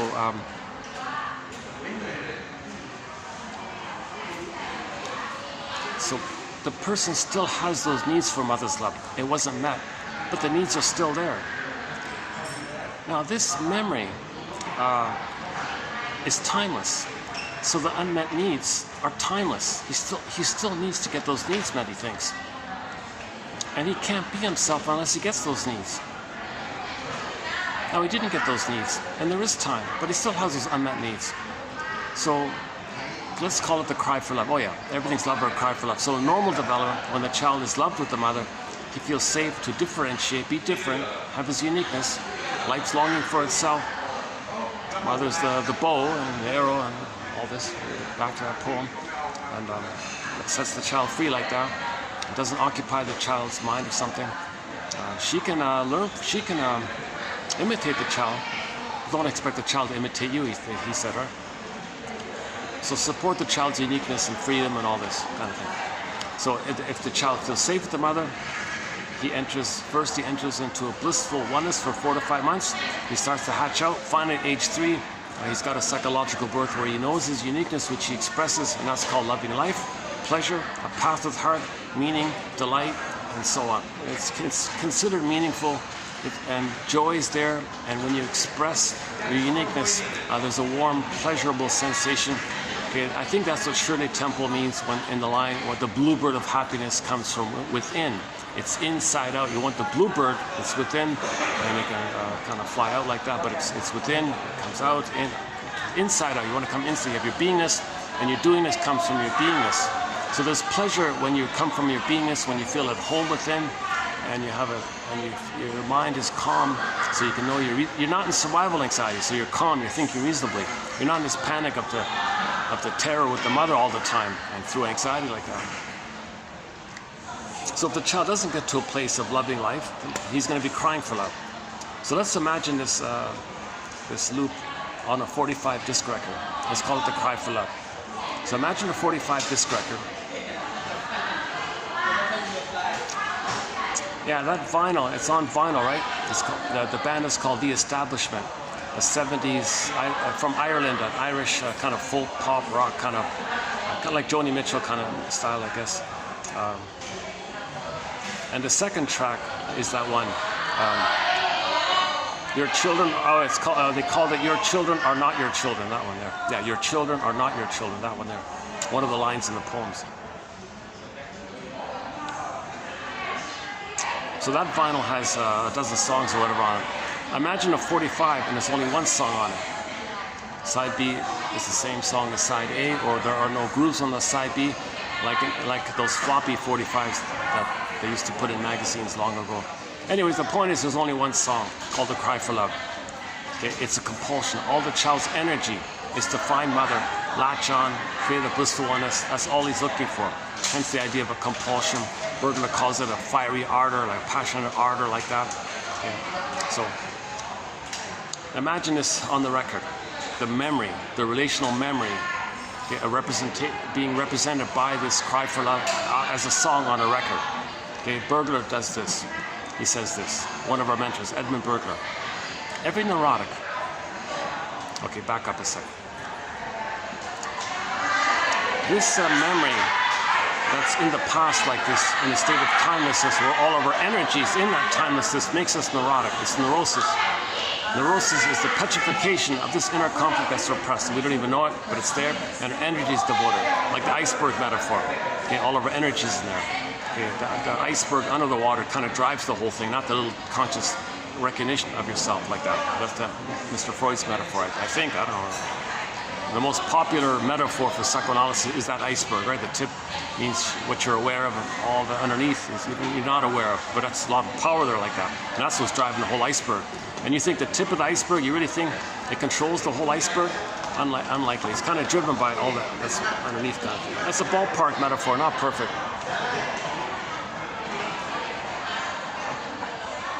Neurosis, it makes the person neurotic because it's a trauma. You're going to repeat it in this timelessness, and all time is that time, and the present's still the past. That's why you're neurotic or dysfunctional, because you're not seeing the present for what it is. You're not seeing people for what they're. Like the mother who abuses her baby. That's hugely neurotic. It's psychotic actually. To not see the baby as a baby, to see the baby as her in the past. Okay. Anyway, Berger says every neurotic is a music enthusiast, but he only has this 145, which he carries with him everywhere he goes. It's in his pocket kind of thing. Every time he sees a turntable, every time he sees a record player, with never-ending fiery ardor, okay, he runs to the turntable, looks for the plug, plugs it in, puts the 45 on the turntable, puts the power switch on, now the thing's turning around, picks up the needle, moves it over gently to the beginning, gently places the needle down. You can hear the little scratchels and the crackles and all this, and he's going to play that tune, that one memory, in every new situation, new place, new job, new relationship, new interaction, new conversation, new whatever's significant, whatever's kind of close. We don't do it with the cashier, obviously, but you know, some kind of closer relationship. It's going to kind of come out. When you feel safe, it kind of comes up. So most new situations, like the mother and the baby, that's a new situation. Mother's a baby, new situation, she plays her record. Baby, you play me, I'm going to play the mother. Now, baby, you cry for love the way I cry for love. I'm going to cast you, baby, in the role of me as a baby. I'm going to play my mother who shamed me, and I'm going to replay the whole thing. Baby, you cry for love. I say no because I'm the mother who said no to me. So that's a new situation, like a close relation. Okay, every neurotic is a music enthusiast, but he only has one record, which he carries with him everywhere he goes. Every time he sees a turntable with never-ending fiery ardor, he spins off that tune. So this is neurotic because the present.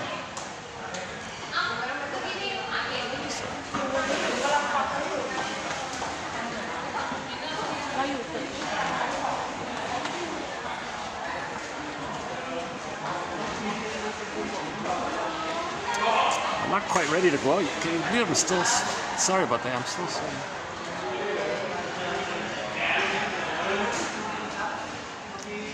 That's one thing I learned from these quotes, that people who sweat too easily or something, that's a sign of ancient anxiety, a sign of ancient fears. And so anxiety means something in the present reminds you of some ancient old fear with the mother. Now the language of that fear is physiology. So you're getting anxious responses through your physiology. Okay, body tension, body armor, or in my case, excessive perspiration or something like that. The stuttering and it's physiological. Maybe the poor circulation or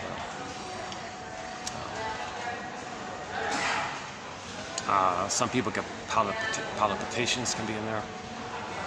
So that's physiological. So the old fear from childhood is lived up and expresses physiology.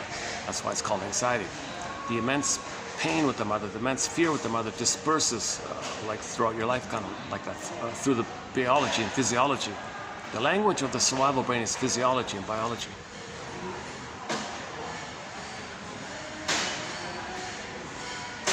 Let me check the time here. What time is it?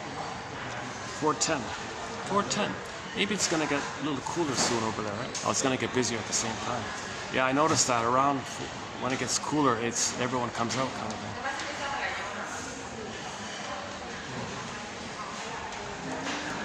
Maybe I can go out in a few minutes, yeah. Jeez.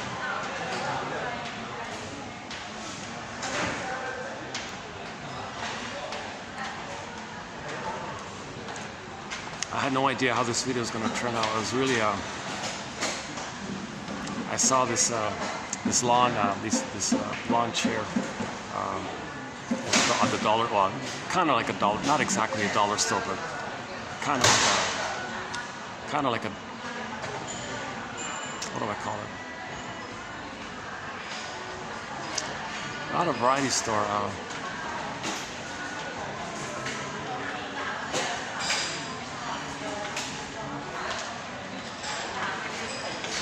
Kind of like the.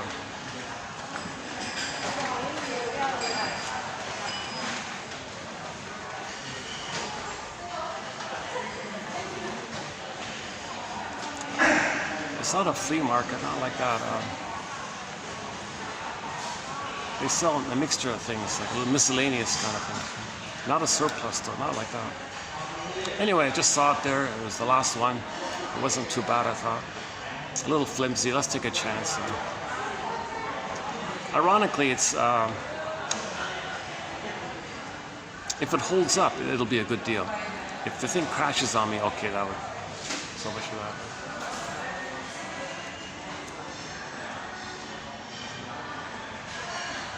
Why am I telling you about my new lawn chair? Jesus, talk about anxiety, huh? What is that, seeking approval, seeking attention? Maybe I am wanting to be seen. Oh, you bought a lawn chair, all right. Maybe I do have that unmet mirroring in my child. Maybe it's kind of leaking out. That's the so-called Freudian slip like that. Something unconscious kind of leaking out like that, maybe. Let's go back to the record, the 45. Every neurotic is a music enthusiast.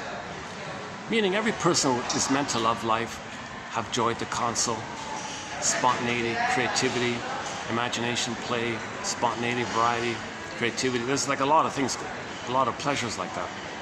But he can't enjoy it. He doesn't have his authentic self. He doesn't have joy to console. It's all frozen up. Snow White's frozen in the box. He can't do it. Now, he would love to do it, but he can't. That's the issue. Why? Because it's frozen up and he's left with that old, tired record. This unfinished business with the mother, this relentless struggle with the mother that hurt him, and he wants to resolve it somehow. So he's got to try. He's going to try. So he tries by imitating the mother. Mother, I'll imitate you. Maybe that'll please you. Maybe we'll have harmony that way. Maybe if you feel pleased by my behavior, maybe you'll love me in return. Will that work? They try. He's trying. The baby. There's a book called Do I Have to Give Up Me to Be Loved by You? The baby tries. Check out the quote by Izette DeForest. It's a 3-parter recently done. That's a very good, the long one, the lengthy quote. That's a good one, I thought. About harmony, how the baby wants harmony with the mother, and how do we get reconciliation afterwards. That's a good quote. That's a good quote. That's a good quote. It's not like, you might not notice it at the first reading, I'm not sure. But if you just read it like in a relaxed, easy way kind of thing, it might get a little, or I should say, I felt a little spirit by the author, where she's trying to convey the whole thing, basically. In one quote, she tries to convey the whole thing. Baby wants harmony, goes on a tangent. What do we do? Okay, and then it goes on from there.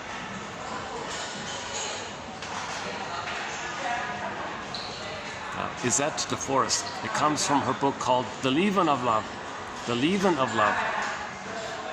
Just as yeast livens up, livelies up the flour to a full bread, loaf of bread, well, love does that to our lives, right? To our beingness lives.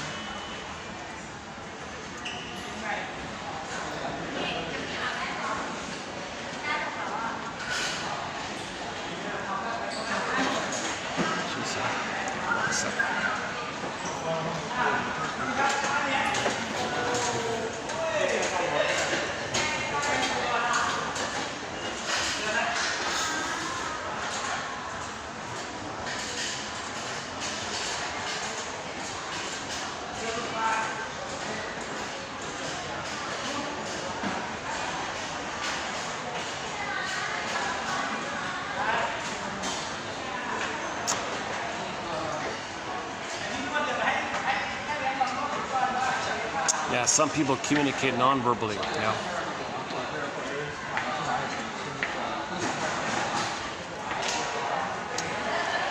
Okay, with the famous 7:38:55. Not a bad little formula from the 1950s. Communication is only 7% with your words, 38 with your tone and all this. Like where you put the stress on your speaking is the feeling tone in the emotions expressed in the tone of your speaking, and how that might vary. Are you being suggestive? Are you trying to be hypnotic or something? That whole area. Or are you trying to affect people with the way your tone is and all this? So 7, specifically the words, how they're said in the tone, and then 58% of communication is physical, nonverbal, right?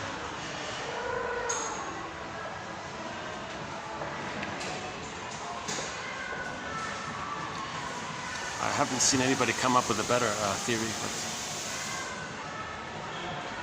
see the 50, yeah, see that kind of reflects it, because the 55 and the 38, what's that, 93? The 93, that's like the unconscious, basically, right?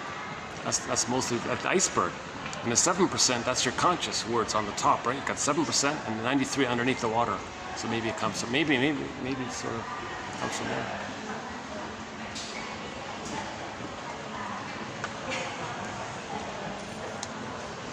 I guess, although I'm not fully cooled off, I feel like maybe I should take it outside, yeah. Okay, let's okay, I'll see you in about 5 minutes. Hold on a second.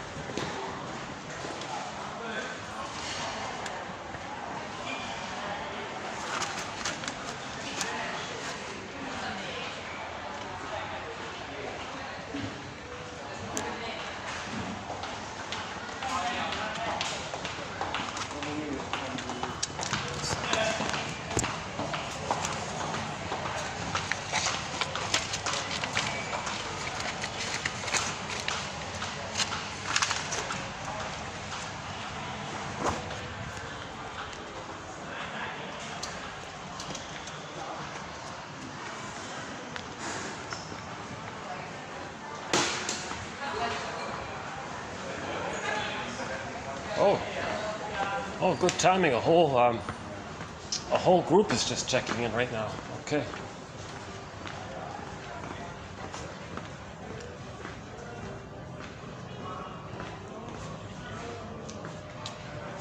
Actually, I'm kind of tempted just. How's the lighting here? Not so good.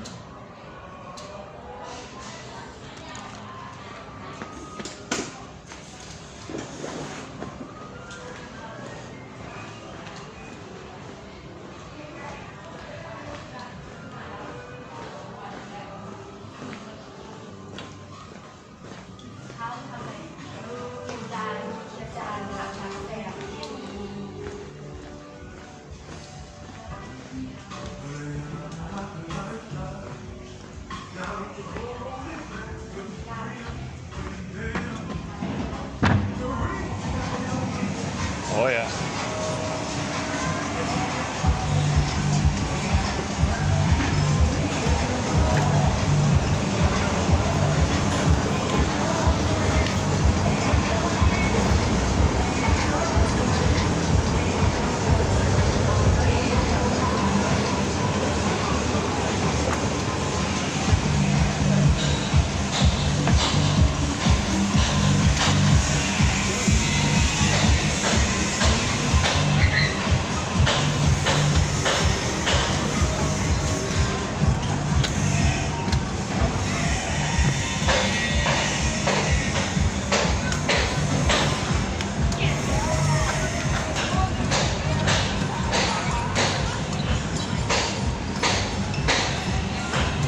Oh, look how see how much busy. Look how busy it is now. Oh my goodness. Oh, they got a band there. Huh? Okay.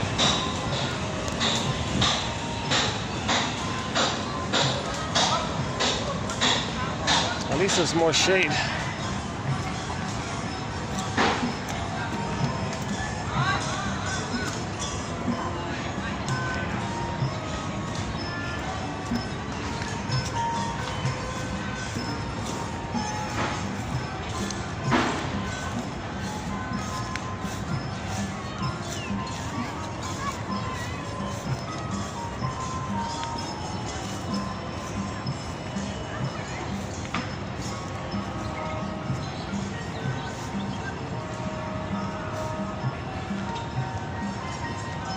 don't know if I could do it here somewhere. Let's see.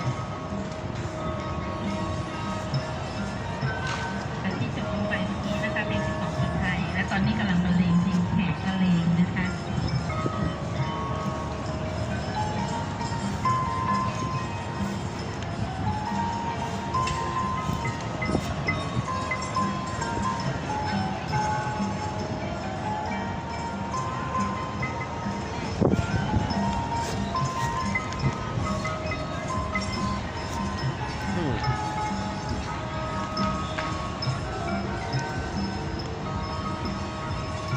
Right here? Jesus. Maybe back there? Let's try this.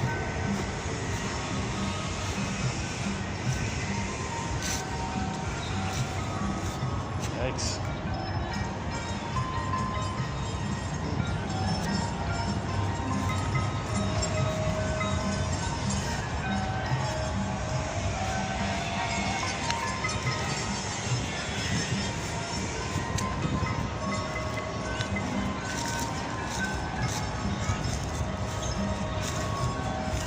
Alright, let's try it here for a bit. Oh, yeah, this lawn chair is working out pretty well. Yeah, look at that. Oh, this lawn chair is a great idea. Yeah, I'm glad I got the lawn chair. I don't want to sit on the ground here. Oh, I just heard a crack. Is it breaking already? Oh my God. Oh my God. It feels, yeah, it doesn't feel too sturdy.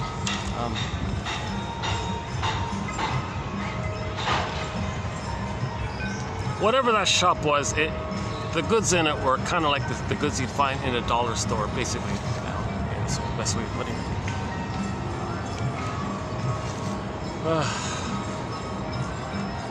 it. It's sort of a kids, it's a kids band playing with the xylophones, and is there a steel drum in there? It's nice. I love the xylophones. Yeah.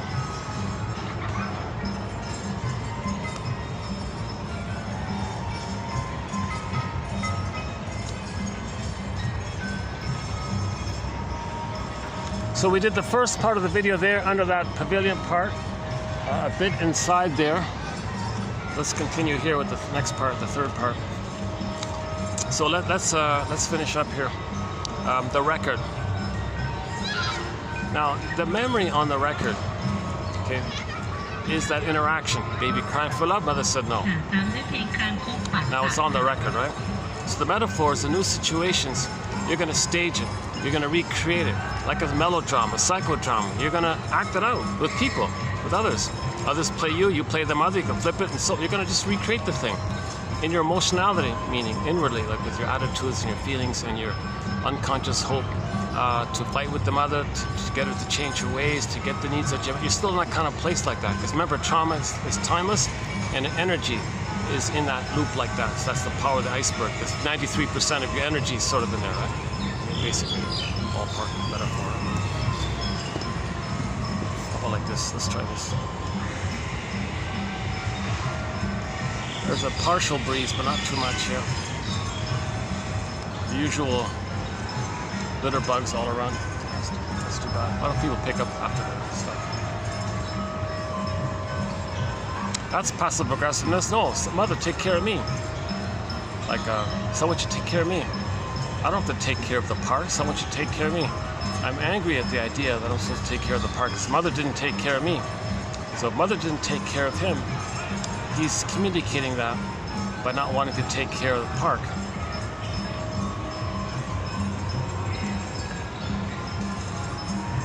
Mother dumped on me, I'm going to dump on the park. Mother dumped her garbage on me, I'm going to dump garbage on the ground. You know, maybe it's 93% communication. It's non-verbal. He's communicating non-verbally that the mother put waste on him. The mother's anger and her issues, that's kind of like a waste for the baby. It's hurtful for the baby, like a waste, like that.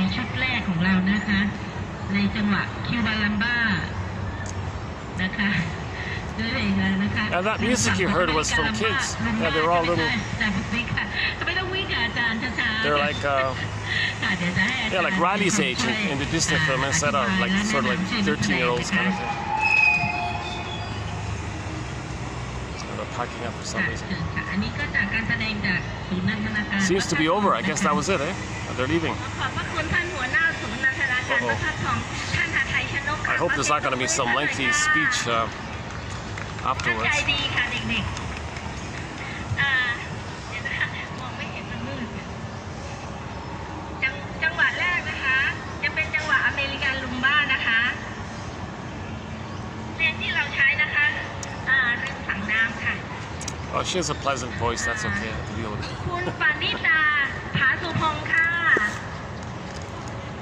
คุณจันเพ็ญวงศ์สุธาชินค่ะ คุณไพบูลย์อยู่สุข คุณวิริยาวนานุพงศ์ค่ะ ขอเสียงปรบมือให้เราหน่อย แดดไม่ร้อนเลยนะคะ เย็นมากเลยค่ะนักหัวหน้าศูนย์สถานที่ร่วมบอกลงมาเลยค่ะพร้อมนะคะเชิญค่ะ เราจะเป็นการสาธิตนะคะแถวตรงๆค่ะแถวตรงๆปึ๊ดจากยุ้ยแถวตรงกันหน่อยแล้วเราหันกันอีกห่างๆกันนะคะเด็กค่ะพร้อมค่ะเป็นจังหวะในหมวดเซนตาเลนนะคะอเมริกันว่าเล่นง่ายๆค่ะพร้อมค่ะทิ้งฝั่งน้ำค่ะพร้อมเต้นไปค่ะดิ้นๆนะ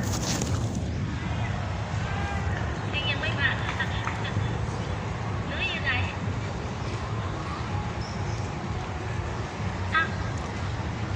เอาไปไหนแล้วคะ Yeah, okay. So, ขอประทานอภัยรอแป๊บเดียวนะคะนักแสดง put the kids back on. Put the kids back on. Let them play with their xylophones. 2 3 1 2 3 1 ยังสปีกเกอร์นี่ชื่อ Oh แควค่ะ Now it's a dancing display. แล้วเต้น4 บาร์นะคะต่อไปอีก3 บาร์อันเดอร์อาร์มค่ะ Looks like a kind of a waltz type of thing. 2 Yeah. ต่อไปชื่อโชเดอร์ดูโชเดอร์เราสาธิตและบอกชื่อด้วยจบด้วยอันเดอร์อาร์มเลยค่ะต่อไปชื่อชักเอค่ะ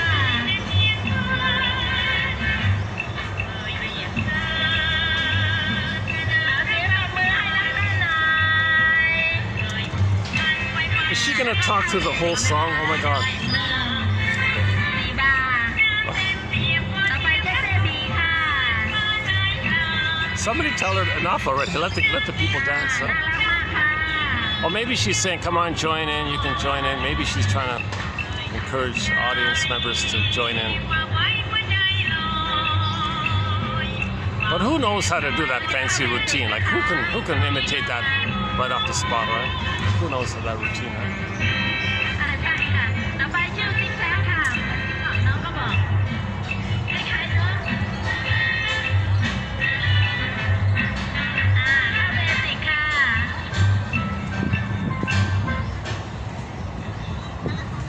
ขออภัยแป๊บนึง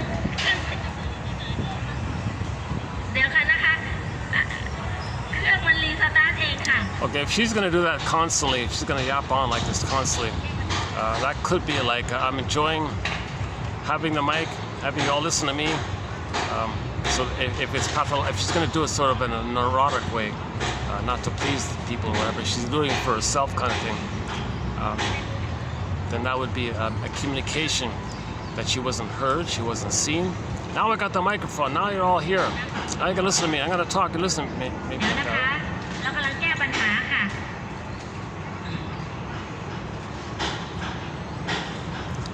If that's gonna go on constantly, let me see what else. มาริขาค่ะ มาริขาสุนทรภรณ์ค่ะ ใช่เดี๋ยวเราจะเริ่มใหม่นะคะ เดี๋ยวเราจะเริ่มต้นใหม่นะคะ ขออภัย I got a bad ดู feeling ให้กำไรได้ดู this 2 ร lady's อบ gonna นะคะ It's gonna go on like this the whole time. Bring back the kids. They were good. Bring back the xylophone players. Bring back.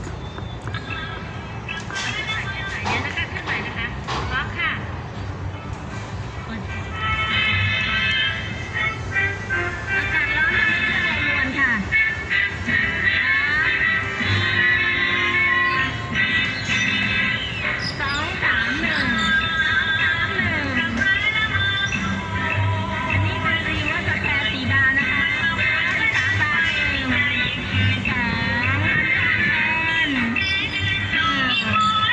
Yeah, the couple in front of me is annoyed. They're leaving. Yeah, these people passing by me. I can tell they're fed up with it too.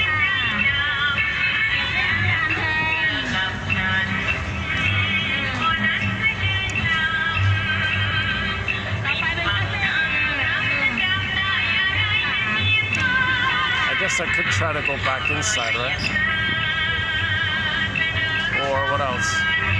What time is it? Let's see. 4:30. Well, I've got an hour and a half. I've got an hour and a half of life here.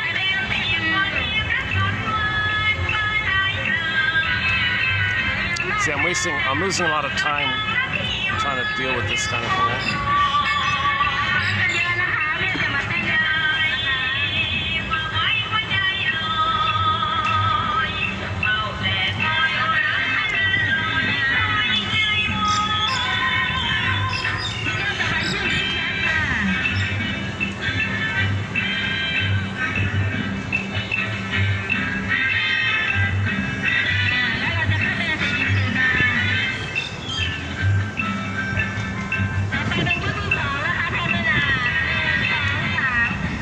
Her positive intention is to lively people up and get people dancing or whatever, I'm assuming, to create a festive atmosphere or something. But she's got to know when to let up a little bit.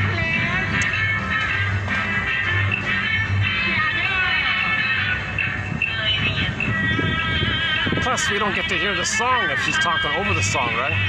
Like, we don't enjoy the music if she's yapping over it, right? Bring back the xylophone players. Okay, let's yeah, so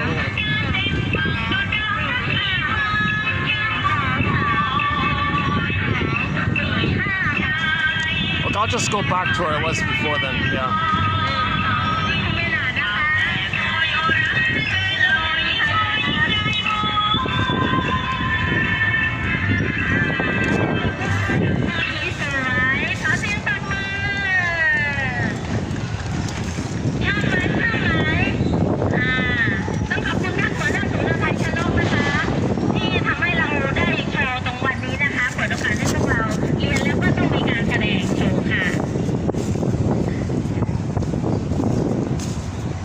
Wait, maybe it stopped. Oh, I got a feeling, oh, maybe it stopped. Okay, hold on.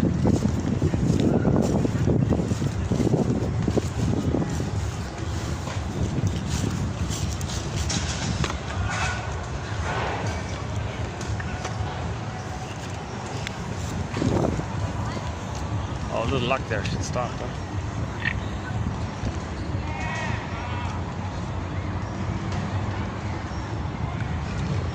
Okay, let's continue here. Let me try to continue here. So imagine this neurotic new situation replays the past, sees the past into the present, still struggling with the mother in the past in some form, way or another. It's unresolved with the mother, unfinished business. Janoff calls it the struggle. Martha Stark calls it this relentless thing that's going on. Okay, so this takes two forms. Key point here, two forms. If the trauma, oh, there's a cute bird. There's a bird here. I don't know if you're gonna see him, but he's got an orange. Let's see. Can we get him in? He's got a orangey kind of a look to him. Oh, there he goes. Oh, she's back. Oh, Jesus. I'm sure she's a very friendly person and all this, but she sounds like a very nice person. At the same time, unconsciously, there may be a neurotic agenda, right? Come on, people. Oh, the kids are back. Oh, the kids are back. Oh, good. So we'll hear some xylophone music. Good. All right. Oh, they just took a break. Okay, good. Okay, Madam host, chair lady, please don't talk over the kids playing the xylophone. Let the kids play with the xylophones.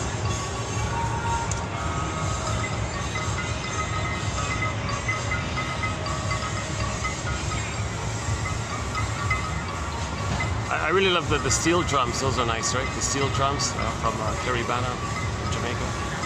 Those are nice.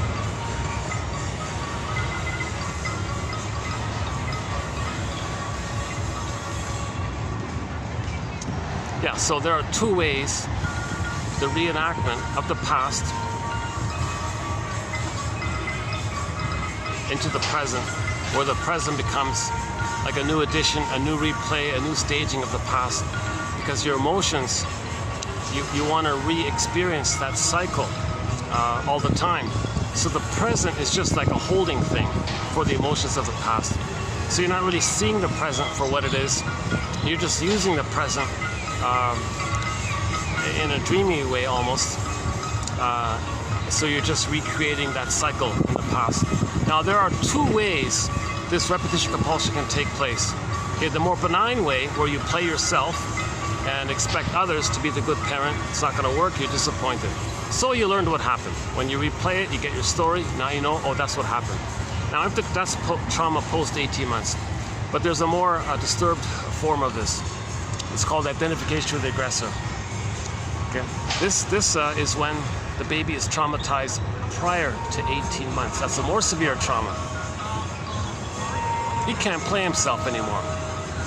So if the person is traumatized before 18 months and they play the record said the mother shamed them and they're the mother who shames them.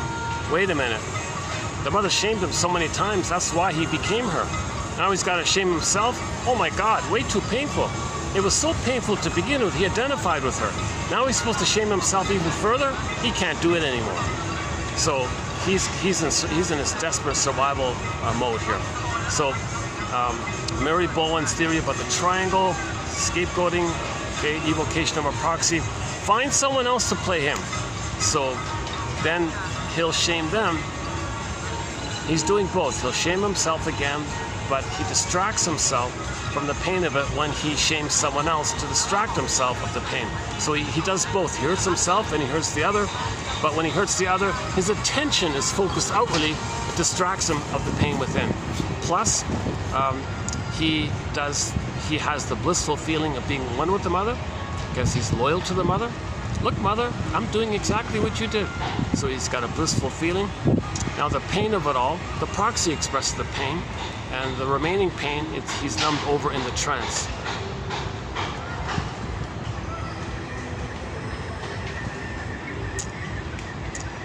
Oh, some kids are doing some kind of slow motion. Should I show it to you? Is that a privacy issue? I'm in a public park, right? But still, there's like about a dozen, 2, 4, 6, 8, about 10 teenagers, high school kids, doing some kind of slow motion, like pantomime, like a pantomime thing, like a slow motion pantomime thing.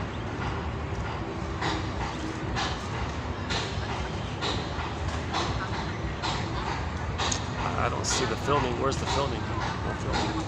Maybe they're just rehearsing. Maybe they're just rehearsing for something. One sec. Let's let these guys pass through. One sec.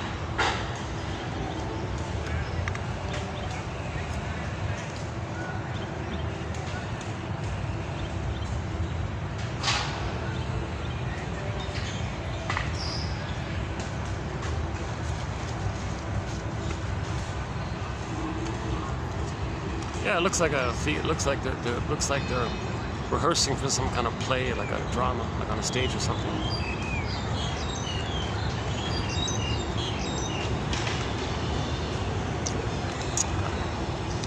Yeah, reminds what they're yeah, maybe they're doing the what's the one Aquarius, is that the one? What's the one with the song Age of Aquarius? What's that film again? Oh, the hair, something with the hair.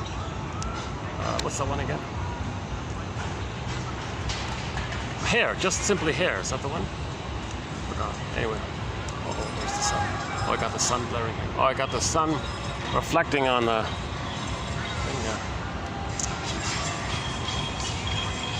I need to make another move here. Hold on a sec.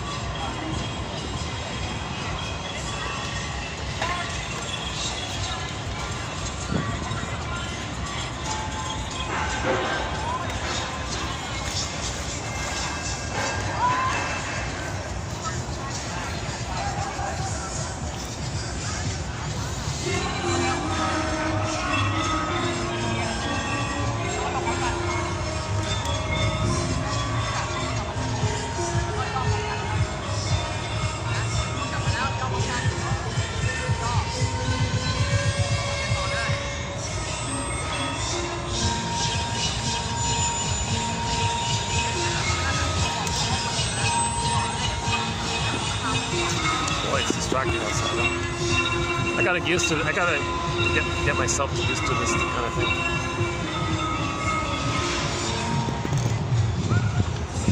I had a little confidence at the restaurant place. There was people talking all around me, and I managed to get through it okay. That gave me a little confidence. Well, maybe I can do it in public. Maybe I can. But this is too much. It's too unpredictable. Like it's just too. Suddenly she'll start yapping or something.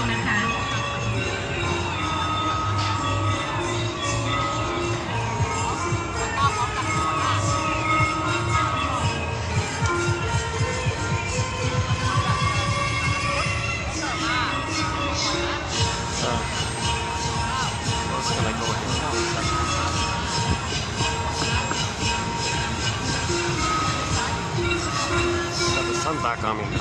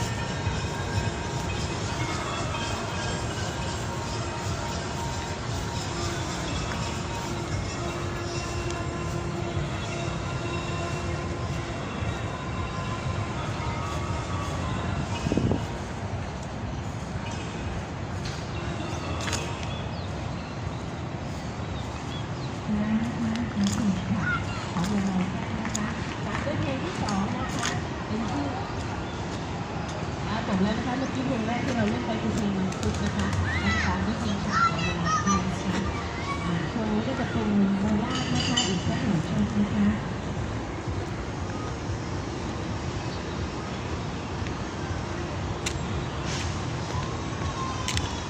ก็จะเป็นโบราณอีกหนึ่งชุดนะคะเป็นชุดนะคะมาต่อเลยค่ะ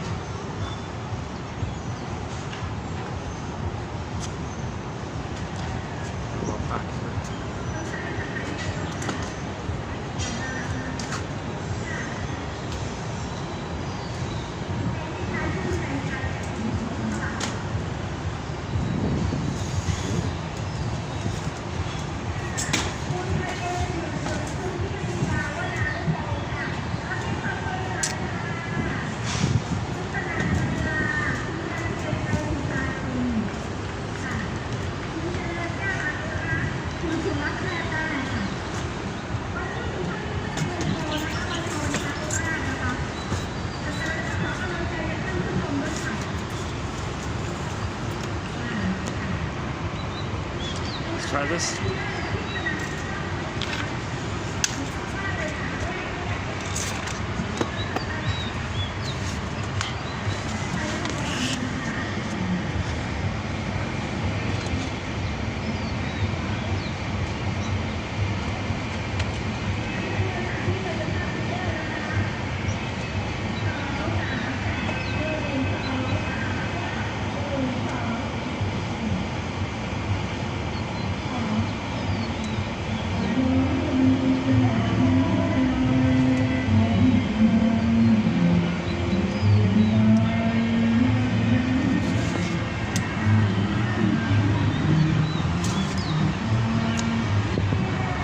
are two ways the reenactment can take place. If the person as a baby was traumatized prior to 18 months, when they replay the record, they don't play themselves. Evocation of a proxy. They'll find someone else to stand in and represent them as a baby back at that time. Meanwhile, they have already identified with the aggressor.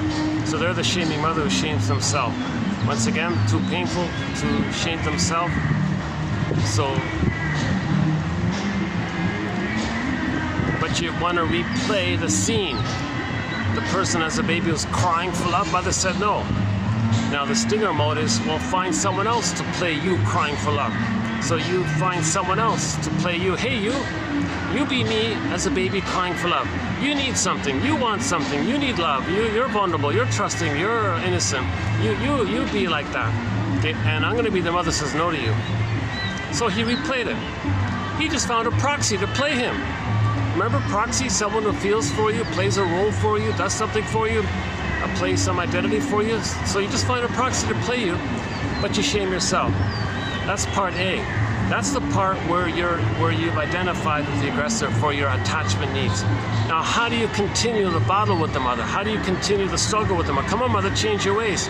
Okay, now the one you just shamed, the proxy, okay, you shape shift in your mind, hocus pocus, auto hypnosis, Alice in Wonderland, left is up is down, left is right. There's no logic there, no time in there.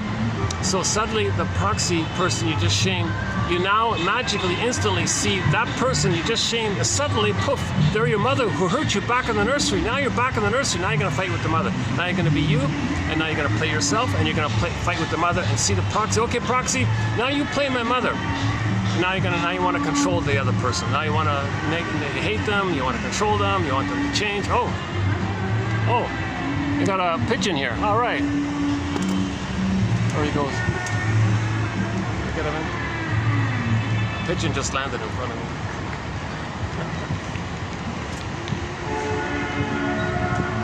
Maybe that pigeon, maybe before that pigeon was a person who wanted to be wealthy, but wasn't successful. So he was reincarnated as a pigeon. Now he flies around making deposits on BMWs. I'm paraphrasing our pigeon joke. That's not quite like that, but this issue of the reincarnation. Yeah, some people, may dwell on that or think about that because it's the comfort of the timelessness. It's the comfort of that place where you thought there was no time. So you don't face the reality of time. So you just think about living forever through reincarnation. That idea. So that's just one theory. Yeah, one of the quotes is about it's coming up. Yeah, so stay tuned. The quotes are coming up. This is a very unusual video here today.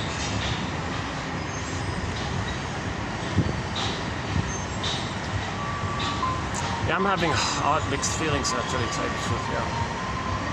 I'm way more distracted this time around. The last two videos were strong videos. If you want a better example of these videos, check out the last two. Okay, 10 and 11. Today's 12, right?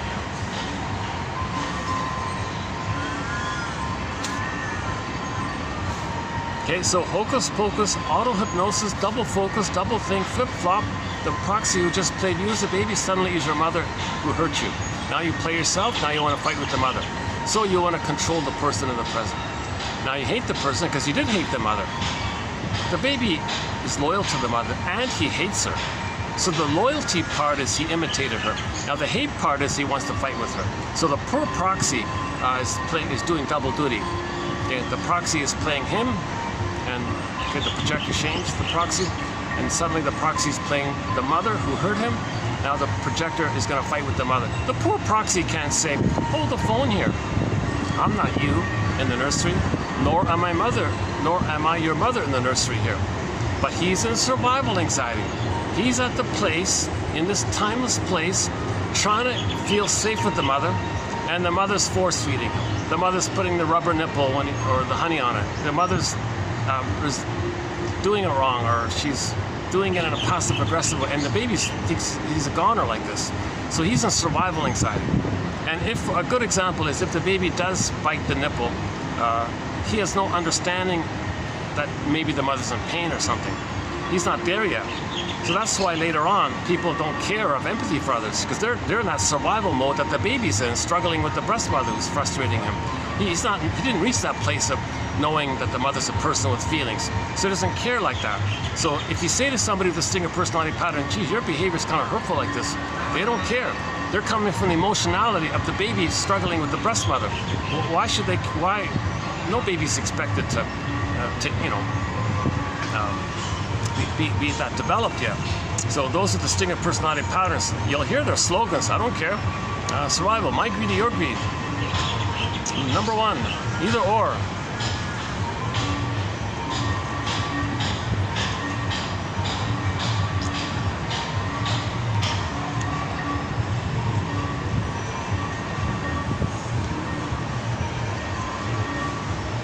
Oh, here we go. Here's one.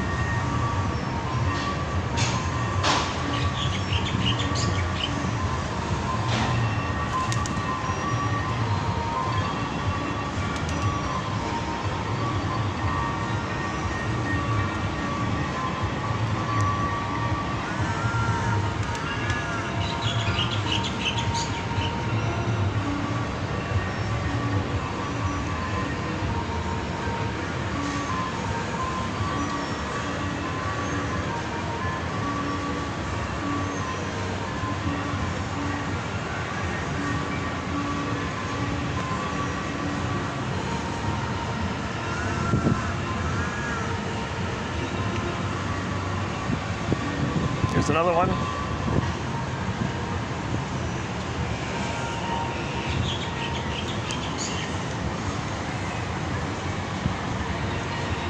Oh, the guy behind me is throwing food. Oh, I mean, that's what, oh, you can see it. There's somebody behind me putting food out for me. Okay, so oh, that pigeon just flew right across me like that.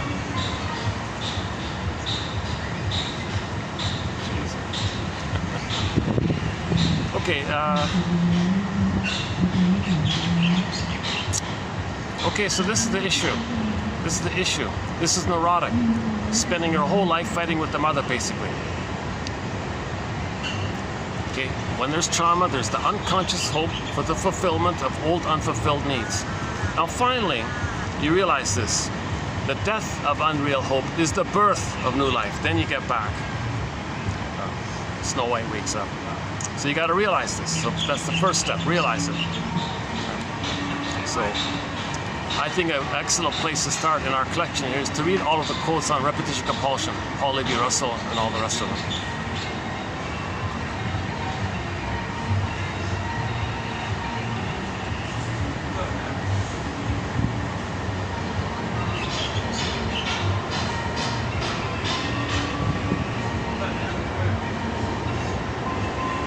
It's nice to hear the xylophones, right? They're good, eh? Imagine that. You're in junior high school and you sound like that. That's pretty good, eh?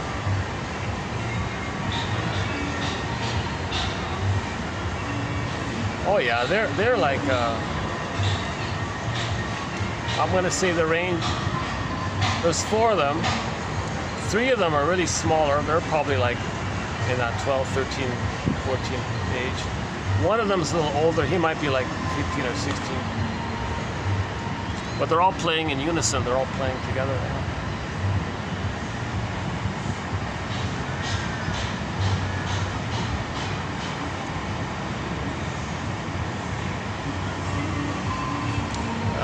Maybe I can make a request. Could you play Windmills of the Mind, our theme song? Our theme song is Windmills of the Mind. The German cover done by Katja Epstein. So the German, Katja Epstein's German cover of Windmills of the Mind is our theme song. It begins with the tuba, the booming tuba sound. A great song, yeah.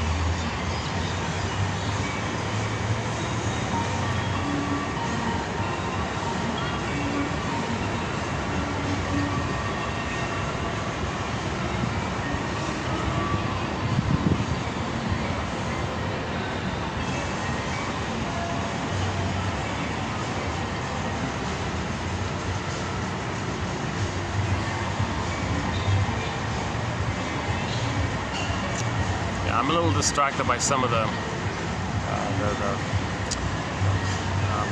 some of the things, some little things around me, a little annoying. So let's let me compose myself here. Maybe I can make an adjustment.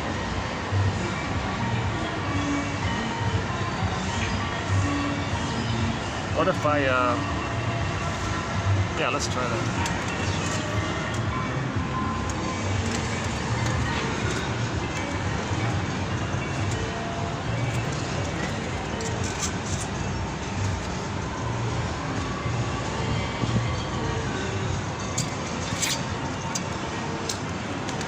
Does that work? Let's try this. Oh, that's even better. Okay.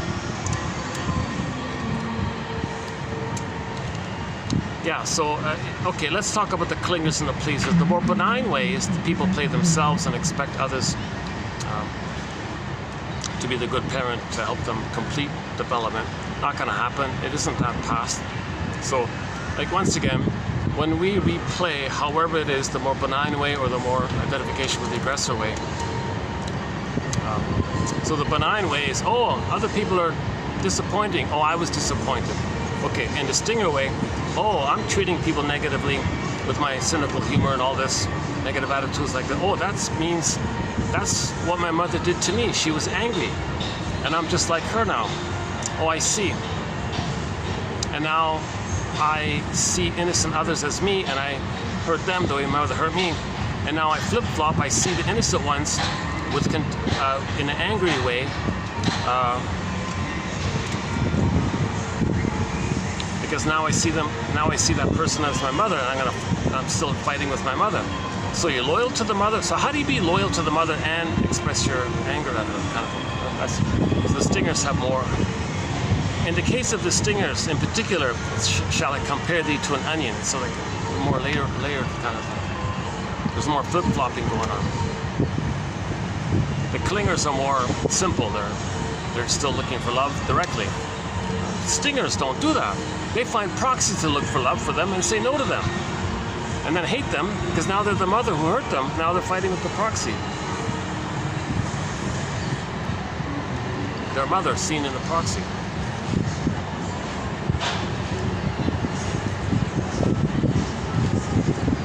Okay, let's. Let me just leave it there for the time being. There's way more material about the stingers and the clingers, the scapegoating and the translogic and the primary process thinking. Okay, let's go into the primary process thinking a little bit. So, in the beginning, the baby has this. It's called primary process mentation, beta elements, primary thinking. Again, it's like myths and fairy tales show this. Now, in that world, there's no time. There's a lot of flipping and flopping and displacement. This can be there, that can be there. There's no logic. The cat in Alice in Wonderland says, oh yeah, there's no logic here. Don't expect any kind of normal logic here. So things are things haven't, and if there's trauma in there, whoa, then all that's going on. All that's still kind of going on. Now, it makes the person able to flip and flop and lie, and it gives a person what's called the BPD way of thinking, where they can always play catch me if you can, now you see me, now you don't, house of mirrors, hall of mirrors. They won't admit, they won't confess, they won't apologize, they're in survival anxiety. So if you have that beta elements, if you have that psychology of the primary process mentation driving you like this, you can twist, flip, blame, accuse, forget, pretend to forget, really forget, genuinely forget, not care, because every moment is survival moment. You say to them, well, 10 minutes ago you said that. Well, I said it to survive. Now it's now. Now I'm going to lie now. So they're lying. It's morbid lying, pathological lying. They can't admit the truth because once upon a time they had the truth. Look what happened. They can't go there anymore. So they're in manic mode of flip-flop, blame, accuse. So they can't apologize like that. They can't feel regret or sorry or empathy or care because they're in survival anxiety. Okay, for more on this point, check out Grotstein. A very good quote by James Grotstein on the BPD amalgam. BPD amalgam. Okay. There's a new kind of a creature in the mind created where the primary mind and the secondary mind intermingle and create a new mentation called psychotically neurotic, intermingling it with neurotically psychotic, You fuse it up like that, and it creates the BPD amalgam. This BPD amalgam in the mind allows that person to do the hollow mirrors. You think they mean that? Oh, that's a mirror. Oh, you meant that? No, they're over there. So, and then imagine a baby, mother, are you hurting me? No, you're hurting me. I am? Like they can twist it around, and they can find you. They're very good to find your sensitive spot and pour salt on it. That's in survival mode. They're just constant like this. What a poor way to live, right? Of course they're hurtful to others, but they're just thinking about survival all the time because the amygdala is flared up. All the energies in the survival brain. Now you might say, geez, you kind of live like a reptile or crocodile. I don't care. You're so cold like this. I don't care. You're cold. Like they can't admit any truth because to do so triggers up the pain of how once upon a time they had truth and mother hurt them. So they don't want to go there anymore. So they're in survival mode all the time.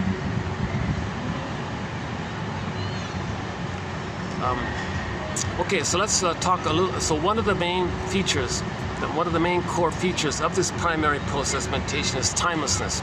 So people with distinct personality patterns, they don't really care about time, so to speak, because they only care about survival in that moment. If they lied 5 minutes ago and they survived, now they got to lie in this moment because they only care about this moment. They don't register the past because they're only in the now kind of thing, the emotionality. So they're kind of in a state of timelessness in a sense, in that way. And that's why they might not care about the past because there's only now time. There's no continuity of past, present, future. They don't really think too much in that area. Plus, when you're in a state of timelessness, it's a little addictive. That state of timelessness, okay, is part of the time when the baby was in the blissful oneness of the mother. When the baby's in the blissful oneness of the mother, that's timeless. Like when people fall in love, they reclaim that symbiotic oneness. Oh wow, there's no time. They lose all track of time like that. I noticed it's a little cooler now. Yeah, what time is it? Maybe if I start the video later. Now it's 5 o'clock. What if I come here at 4 o'clock and start the video? Not at 2:30. Yeah, what if I start the video at 4 o'clock and it just keeps getting cooler? Maybe that'll work. And then I got like 2 hours to do a video, right? That's not bad, a 2 hour, that's okay. I can reduce the videos to 2 hours, right? Yeah, okay, that's a thought in my mind. So maybe the next time around, if I come here, I'll start a little bit later.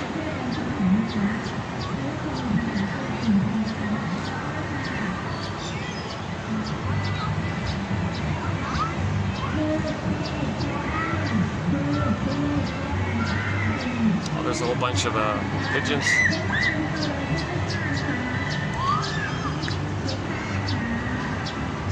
Are we getting it in? I'm not sure.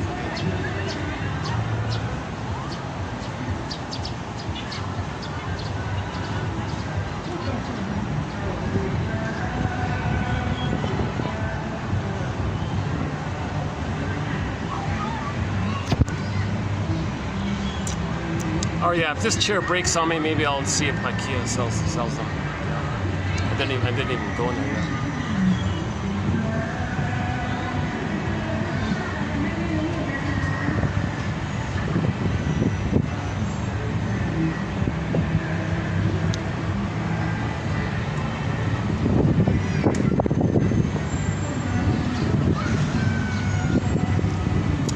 Okay, so it's timelessness. The baby's in a blissful oneness in the uterus with the mother. That's a timeless place. Okay, now some of the quotes we're going to read in this batch are in relation to how when somebody's traumatized later on, gee, I wish I could go back to that and then pick up from there further. So there's like a regression to that. So when the person's traumatized, they go back to that and regress to that, and they take refuge in that. And then they may be drawn to ideas and beliefs that promote that timelessness, like reincarnation maybe. Okay, so this will be my first go around. I haven't really carefully read these yet. I think I'm going to do this, you know what, let me do this in 2 parts. this first part I'm going to do now is just going to be like a preview for me, and then I'll redo this again in part 2, and hopefully I'll update this, because I'm not fully clear on it. It's sort of a little abstract on all this. Omnipotent defenses.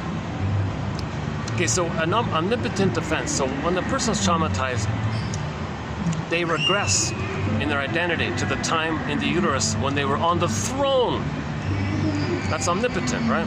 Like they're a little god and a king like this. The retreat into timelessness as a reaction to the mental pain of vulnerability and loss. Okay, so the examples here. This old lady in the nursing home, an older lady in her 90s or whatever, she was dealing with this. This elderly woman client illustrates the situation of a psychic retreat into a state of timelessness, which can be encountered in clients of any age, not just older people, of course, but which may become amplified as a response to facing the limits of time remaining, signifying a retreat from the reality of loss and the vulnerabilities of getting older and all this.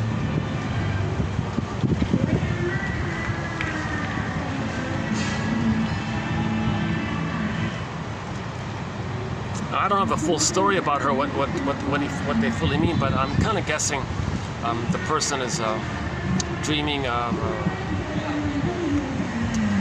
maybe they're reminiscing of the good old days or something.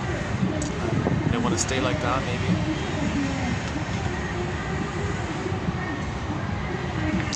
Okay, I'll update this. Psychic retreat. So if you're in pain, you go back in your fantasy to the time when you're in a blissful state. So maybe you remember the honeymoon period, let's say, how happy you were, and just stay like that. Or imagine you can always be like that. Or just think you're now like that. Just imagine you're in a state of timelessness. Just imagine that you're living in a trance and it's timeless. That's a psychic retreat, I guess. Although she felt persecuted, same author, different point here. Okay, although this client, another client, felt persecuted by accusations of failure, these had an unchanging, repetitive quality that was very familiar to her, and that I came to feel offered a psychic shelter from other anxieties and fears. The timelessness of the internal criticism served to keep her away from facing the realities of where she was in her life, the limits of time remaining, real questions of how did she want to spend the time that was left to her. Okay, yeah, this one, I think, this was a woman who she had the same kind of complaint about her life. The same, over and over again, the same kind of complaint, whatever it is, right? Like sometimes you have a problem with the mother, so you say they. You see, you generalize it. If you have immense pain with the mother, you disperse it to a they. So you say they this, so your belief in the they is a dispersal of the pain, of the specific pain of the she, of the mother. So she may have this kind of complaint, oh, they this, they that, they this, they that. And it has a kind of timeless quality because you're talking about the mother. So people speak about prejudice and all that. Oh, they this, blame them, blame the... You see, I saw with somebody today this morning actually on YouTube.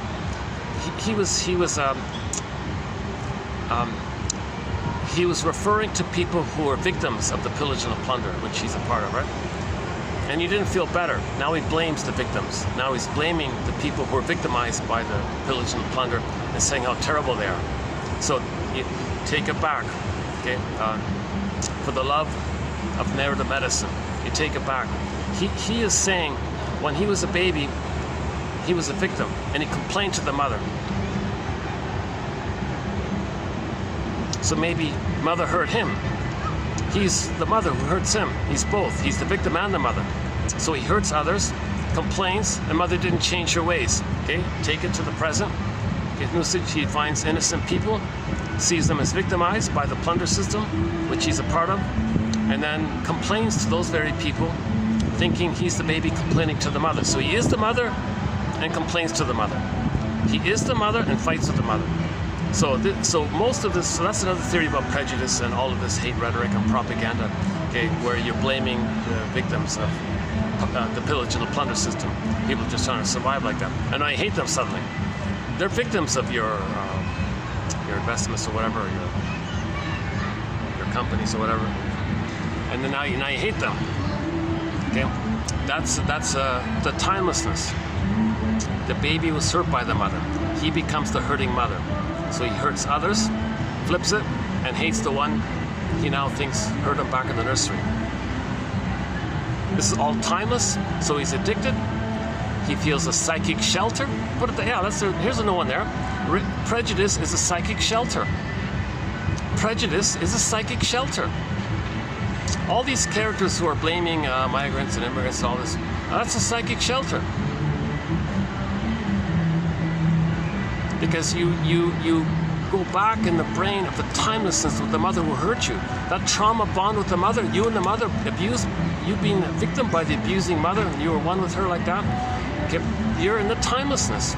Being in the timelessness is an omnipotent defense of the reality of healing and what happened to you, the truth of trauma and all. You avoid all that. So you take a psychic shelter of dispersing your pain with the mother, protecting the mother, find proxies to play you, shame them, to see them as the mother, not hate them. So that's a psychic shelter. So prejudice is a psychic shelter. Prejudice is confession, of course. The negative thing you're saying about others, that's a confession of how you feel. And it's a psychic shelter because it takes you back to the timelessness of the uterus with the mother. There was timelessness and an ever-present, immediate quality to his concerns. So there's another author here saying about his client, his concerns. It feels to me there's some kind of timelessness about it. So in trauma, it's a state of timelessness. When the baby's traumatized by the mother, his life force is in that timeless place. So your complaints have that timeless quality about it. Trauma, repetition, compulsion. In one sense, time is completely suspended, crystalline. Some people call the freezing of this timelessness, the flash frozen trauma in the timeless place, the crystallization phenomenon. Crystalline, in which nothing flows because nothing can be expected. The frozen, crystalline, another way of saying the freezing, the crystalline, turned to crystal. Whereas at another, it continues as a form of daily engagement with timelessness. Okay, so just a little, you could say a mini paradox here. There's no time, but you're fighting with timelessness. Time doesn't stop because you keep fighting with the timelessness. See, it doesn't fully stop because you're fighting with it. So it stops and you're fighting with it. Time doesn't stop, but it doesn't develop either. It's frozen, it doesn't develop. You're stuck in that time, fighting with that time. So there's the idea about that, yeah. The timelessness of relational trauma in the repetition of patterns of relating to self and others that directs the person's choices with an automatic and preemptory quality. So the way you're relating to yourself and others, maybe it's the same old thing over and over again. How you feel about yourself, how you feel about others. Your relationships, okay, same script, different cast, different scenery, different place, different people, same script about yourself in relation to the other. That's a timelessness. These clients were living as if they were in a state of timelessness. Any attempt to help them was of no avail. Now, I don't know the full story. Some quotes I get from abstracts. I don't have access to these journals, so I don't get the full story. But this was from this is one I wanted to read the whole thing about. I'm not going to spend $100 to read one article. Oh, there's a pigeon. Can we get him? He's standing on the. Are we getting him on the thing there?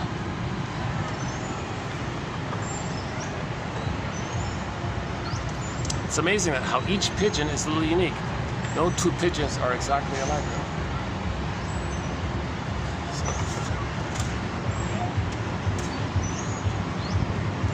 Where is he? Oh, there he is. Oh, here's another one. Hold on.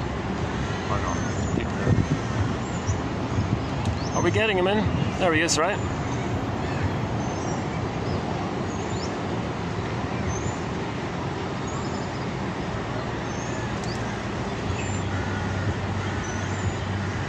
It's got red eyes. Look at this. It's got orange eyes. He blinks. Yeah. It's either red or orange. I'm not sure. He's gonna fly off any moment now.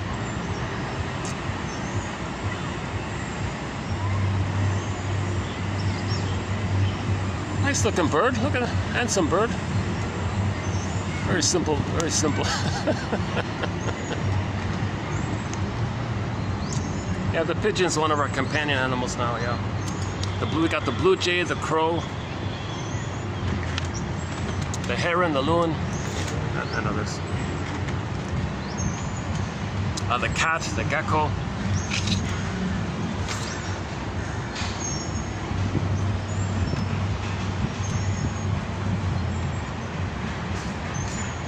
Yeah, so I'm not sure which group he was talking about or which type of clients he was talking about.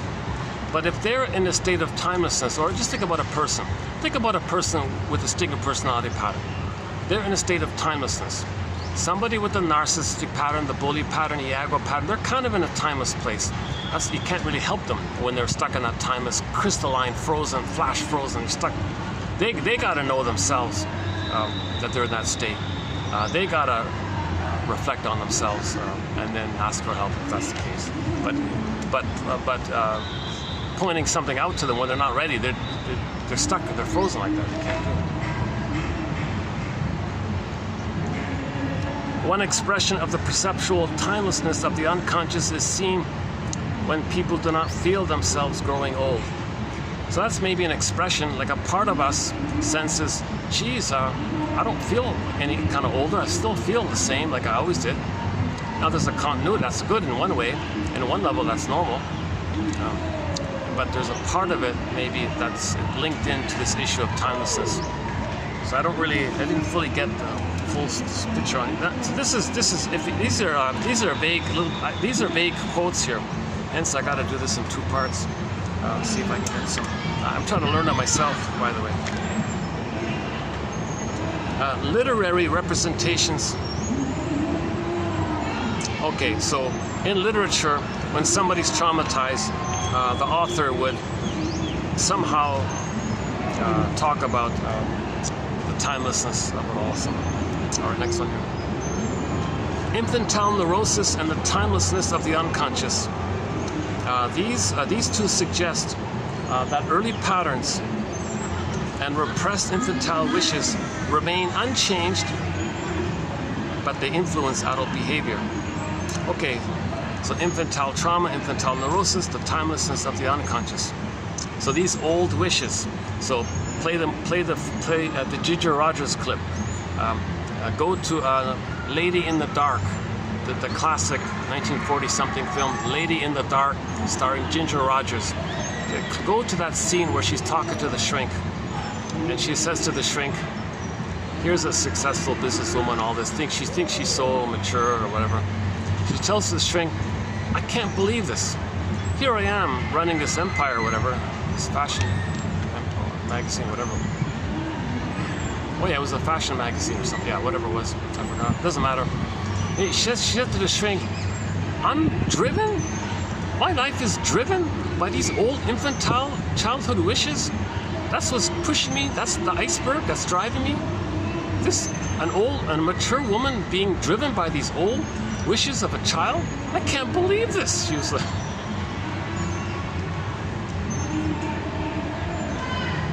Apparently the play was very psychological, but it's lost. We can't find it. And when they moved it over to the film, 99% of the psychology got wiped out. Only that one little crumb was left in there. That scene. Real pity. I was looking for the transcript for the original. I can't find it. But apparently it was a big hit on the Broadway. Long lineups. You had to wait because I try not to get people in the camera. Sometimes someone's going to walk by me quickly.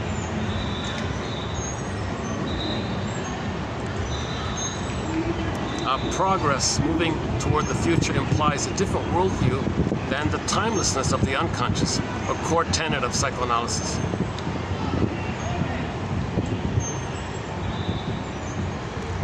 So so let's do the pigeon joke quickly. There was a woman who didn't want to admit time. She didn't want to admit that she's getting older, she wanted to stay in this kind of timeless kind of place. That's what we do in trauma. We take refuge in that timeless, blissful kind of place, live forever kind of place. So, but she was getting older, so so that's sort of the context. She asked some guy who was knowledgeable about reincarnation, I think, and she asked him, "Oh, please, sir, please tell me about reincarnation." And him knowing that she's coming from this psychology, his reply to her was,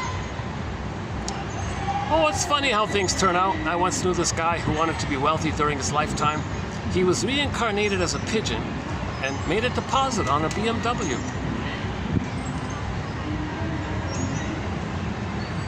I got a whole bunch of pigeons.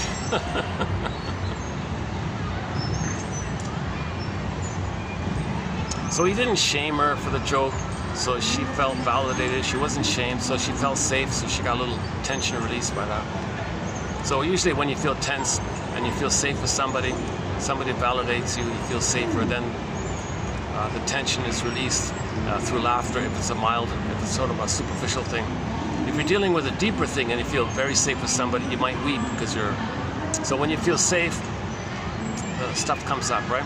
Like if there's a loss and you don't feel safe with anybody, you keep manic, right? Type A and all this. But if you feel safe, you do stop, feel safe, you'll weep finally, right? So we're running away from our grief. So in Route 66, TQ 2599, the third quote about the albatross, the woman was on the moped. She experienced the loss, the death in the family. She was on the moped, buzzing down the highway. She had the fantasy that behind her, there was her own grief on another motorcycle chasing her. So she was going faster and faster, wanting to not let her own grief catch up with her. Now when you feel safe and talk about it, then you might weep. If it's mild, you laugh. If it's deep, if it's about lifelong sadness, you weep. It's just some minor tension. Okay, let's not do the humor. That's a whole topic there about the humor.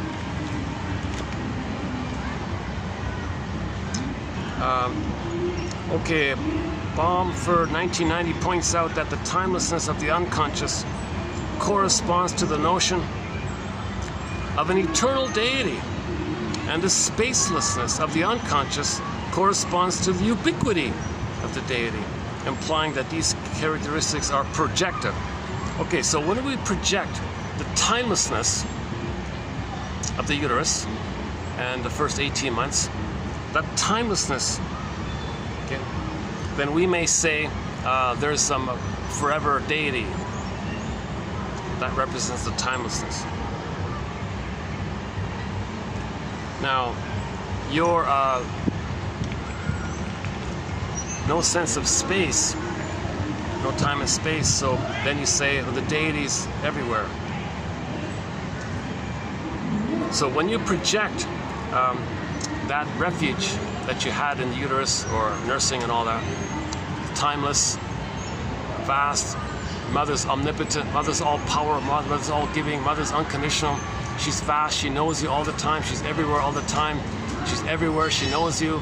When you describe those traits outwardly, projective, okay, and you describe it outwardly like that, you're talking about a projection of the trauma where you're still stuck in that kind of place, right? So whenever we make reference to the psychology of religion, it's only in the context of when a religion is being used as a pillage and as a tool of the pillage and the plunder. So go to Mel Faber. Start off with 1203. 1203 starts us off. Then go to 2118, Mel Faber. And there's a whole chapter on the psychoanalysis of religion. Faber emphasizes the gambit, one of the gambits of religion. The speaker at the podium says, "Oh, imagine this guy." He doesn't use the word "your mother's breast." He doesn't use that, but he describes it. So from the baby's perspective, what is the mother's? It's everything, the whole world. It knows you, it loves you, sweet, tender, powerful, unconditional, always there. So from the baby's point of view, that's what he wanted. That's what he needed. He didn't get it. The speaker at the podium says, "Oh, I found it. I found the good breast that you're missing. It's up in the sky." "Oh, really?" He doesn't tell you that. We have the unconscious hope for the fulfillment of old unfulfilled needs. So when the speaker at the podium says, oh yeah, there's a good beautiful breast in the sky, he doesn't use those words. Now the gambit is when he can describe it poetically, suggestively, hypnotically, and make you dream about it, imagination, poetry, imagination, be poetic and use your imagination, fantasize. He may get you to a place where you have that need. It's unmet, but you imagine you're one with this good breast in the sky, baby one with the breast mother. If he can succeed in that, he'll trigger up the blissful feeling you did have once upon a time with the mother, either in the uterus or while nursing, if it did take place during the nursing time. Then you go, whoa, that was a bliss. Now you experience that bliss now. As an adult, you experience what you felt as a baby. So you're not creating anything new, you're just triggering up something old. So you got the speaker at the podium, oh, do you like that? One in a basket. Now that's just part A. Part B, it's to maintain the splitting. When the baby's nursing, it's heaven or hell for him. If the mother's not doing it right, the baby's enraged, it makes the image of the mother as a monster. Denies it, puts it in a separate bin, hallucinates the goddess because he needs it to be perfect. Breastfeeding for the baby is a matter of heaven or hell. No under heaven, over hell, no shade, no ambiguity, nothing in the middle. He can't tolerate confusion or ambiguity or ambivalence. It's got to be blissful, perfect, or it's hell. So if its mother's doing it wrong, it's hell. Exaggerate it, Alice in Wonderland, hallucinates the goddess, the famous splitting mechanism. Now, if the person's dealing with splitting mechanism, okay, as a tool of the plunder system, oh, you're traumatized with the splitting. Maintain it, maintain it. Don't heal. Don't resolve the splits. Don't see your mother as a human who tried her best, and don't forgive her, because that means you'll get your identity. No, we don't want that kind of healing. So when religion's being used in this context, it's to prevent the resolving of splitting. So they promote splitting. Oh, imagine a good breast in the sky. You feel good? Great. That promotes the splitting. Okay, the stories, goddess and demon. They promote the splitting, maintain this attitude of goddess and demon. The speaker at the podium doesn't say that those are metaphors of how the brain copes with the frustrating mother. Oh, well, here's a skinny pigeon. Oh, he took off. Oh, that's the skinniest pigeon I've seen.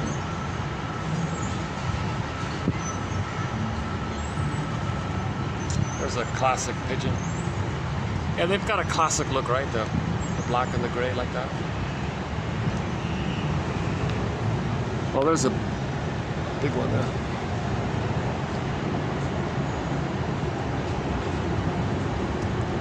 Yeah, the maintenance people have a lot of cleanup to do every day, don't they?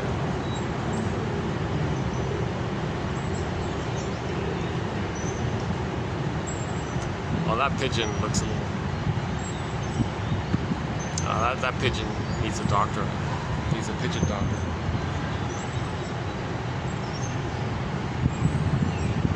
Yeah, this one here, he looks pretty strong. Yeah, this one looks pretty healthy. This one.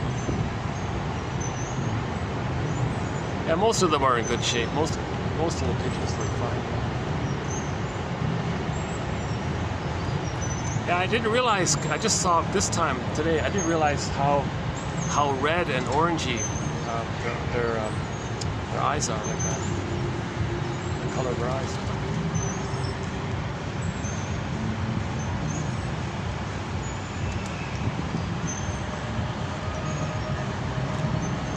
Okay, let's just keep going.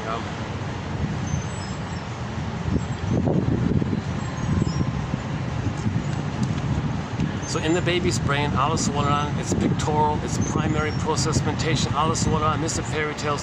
The baby ends up in the brain with goddess and demon in some form or another. Now in normal development, that's resolved.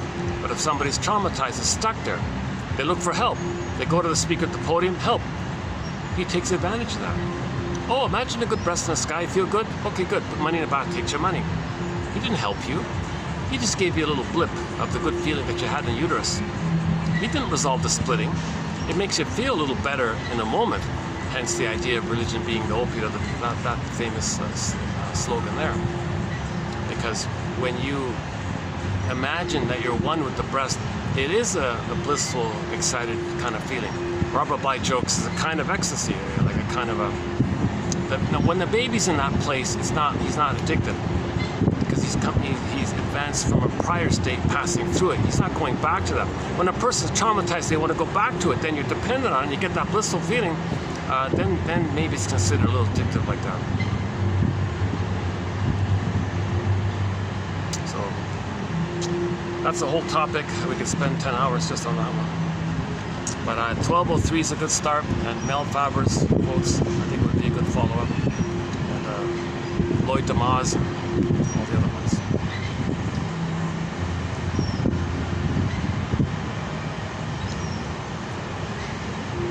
Where are we here? The absence of clocks in casinos speaks to the timelessness of the activity. That's not a bad one. That's not a bad one, because this reminds me of Edmund Burglar. How do you replay the disappointment with the mother? The baby had a great hope. He was excited, right? Disappointment, angry, depressed, whatever. How do you replay that? Go to the casino, slot machine, promising, right? Shows you might get the jackpot or something. You invest in it. Mother, I'm reaching out to you. So you're reaching out to the slot machine. You're all excited a little bit. Great hope. Click, click, click. Oh, disappointment. That's what happened in the nursery. You reached out to the mother, you were disappointed. Reach out to the slot machine, you were disappointed. Okay? And then you're angry maybe, and then you take a drink and you get numb to numb the pain or something. That's a timeless trauma. Trauma like that's timeless. You go to the casino, well, it's timeless. Now, yes, you can also say benignly that they want you to lose track of time so you'll spend more money. At the same time, simultaneously embedded underneath it is this psychology of the timelessness of that trauma with the mother, and you're repeating it over and over again. Now, the slot machine is not the mother, can't be the good breast mother for the nursery. It's ridiculous. But you do this to know that you were disappointed. The slot machine disappoints you. That's for you to know your mother disappointed you. You didn't get the fruits, the juices, the winnings. You didn't get the reward. So you didn't get that with the mother. You gave to the mother, she hurt you. You gave to the machine, it steals from you. You gave to the mother, stole from you. Mother robbed you, the machine robs you. So you're doing the thing, okay? As above, so below, inside out. The outside is a reflection of the condition of the inside. So if you're on the inside, there is this memory. Mother, I need your love. Mother said no. Okay, slot machine. Slot machine, I need to win money, material, matter, symbol of mother. Okay, material, winnings, giving. So no, reject it. Click, click. Oh. Well, that's for you to know, the oh that you felt with the mother. Where are we here?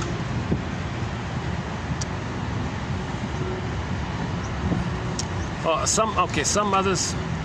Okay, so what can cause? Okay, just a footnote here. There's a little sidebar here. What can cause some of this stuff? Okay, some mothers cling to their children, but find it hard to play with them. They seem unable to allow their children to grow and separate off as individuals because they have been unable to individuate properly themselves.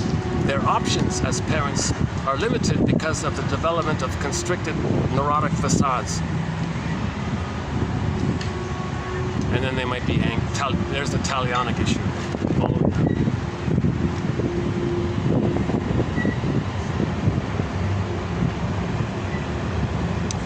Hold on a second. Let me. Just give me half a minute here. I'll wipe off some sweat here.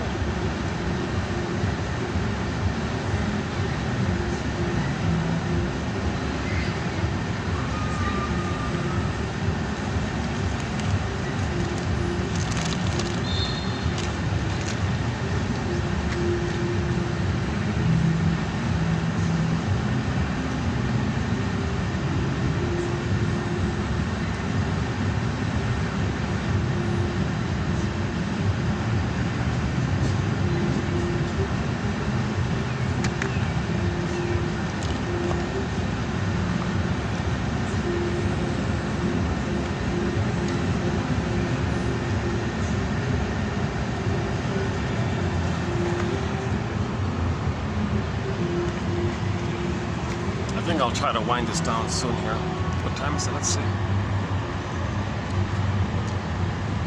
About 5:37.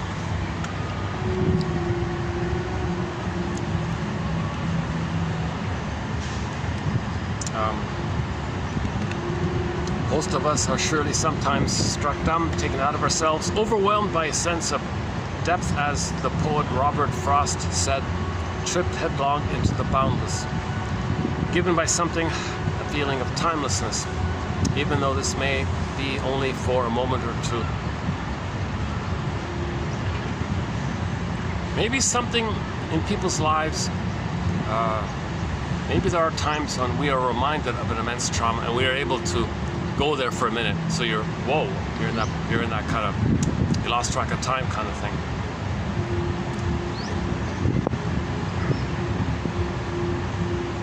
Yeah, so daydreaming, okay, the religious activities maybe, or somebody taking substances or whatever.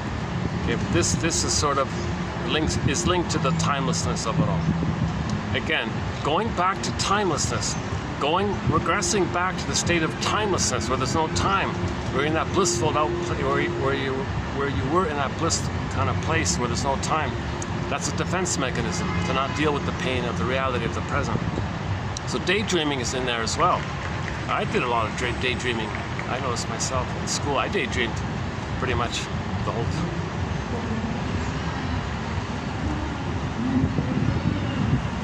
Crisis begets belief. To cleave onto magical beings, imaginary companions, totems, spirits, gods, angels, space visitors, spirits of all kinds. Yeah, this is another one from Mel Faber. So Faber was saying, he was pointing out that if the time with the mother was problematic, well, maybe one version or modern day version of the vision quest, while you go alone in the wilderness and all this, and when you're most alone, when you're most abandoned, when you're most scared, when you're most stressed, you may get some kind of need to believe something. So you're going to re-experience some kind of oneness with the mother in some form. And then you call that your spirit animal, your guardian animal. So why do we do all that? Why bother? Well, the positive intention is they're frozen with the mother. So can we go back somehow? Instead of mother, let's call it power animal. And then go from there.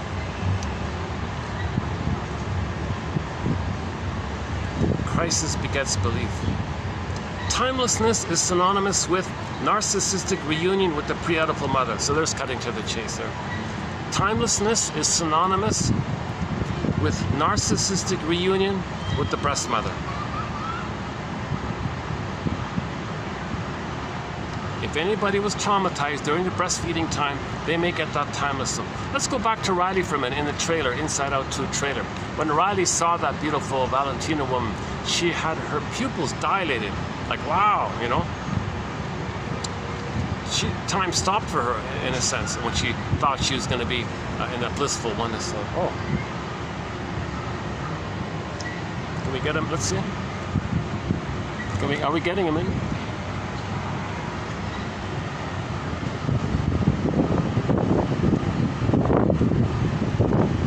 Okay, enough of the pigeons. Yesterday I showed you like 20 pictures of the peacock. Here I'm showing you 20 pictures of the 20 pictures of the pigeon.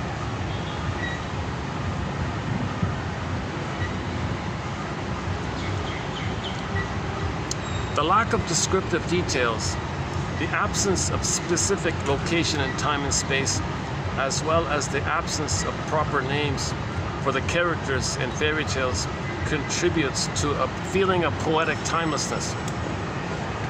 And that's why characters in myths and fairy tales, you know, they're not given like a human name, right? Like, it's not meant to be like a specific time, place, location. It's a universal phenomenon. So if you avoid those kind of details, it preserves that timelessness quality of the fairy tales. Fairy tales are metaphors for this timeless trauma. That's why fairy tales are not specific. Snow White. You know, okay, that's not a real name, right? Red Riding Hood, etc.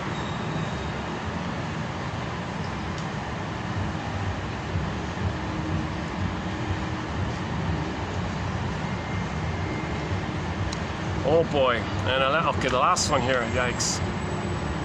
Oh, I don't know if I have the energy for the last one here.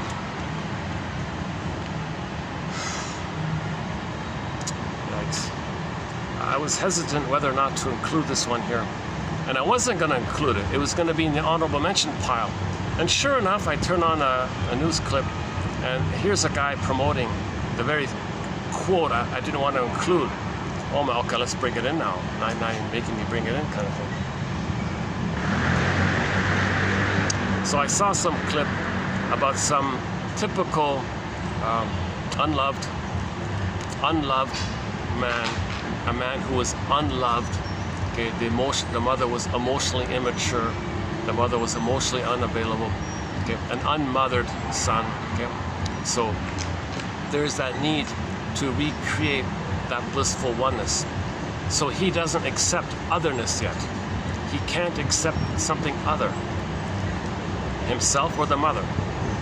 He can't accept differentiation between himself and the mother to others. He's still in that blissful oneness place. So he was promoting, I can't handle immigrants and all this. He was going on this big, hateful, very hateful kind of crude, ugly kind of rant like this. So what he was promoting was, I can't see otherness. I can't see a lady with a scarf or something. I can't handle others. I want everyone to think the same, look the same. So if there's no otherness and we're all the one, the same, then that can feel the oneness with the mother. Because if you're in a symbiotic oneness with the mother, there's merging and symbiosis. There's no otherness. There's no self. There's no other. So that's what he was promoting. So this I hate to talk. The FASCI. Fill in the blank. Fill in the blank. Fill in the blank word. I don't want to talk about it. I only mentioned it once. I paraphrased Alice Miller. Alice Miller said, not all mama boys are FASCI, fill in the blank, fill in the blank, fill in the blank. But all FASCI, fill in the blank, fill in the blank, okay, are mama's boys. Okay, not all mama's boys are, okay, but all of those, okay, who hate otherness, okay, are mama's boys. The mama boy means, what does the mama boy mean? The mama boy means the mama complex, the mother complex, the Oedipus complex, Electra complex, Costa complex, Laius complex. This complex means there are a bundle or a block of memories. Again and again and again, the child needed a mother's love. And again she said, no, ouch, no, out, need love. There's a complex there. That's in a state of oneness. So he's still looking for this oneness. So his campaign, waving the flag of the you know who, right? Wanting the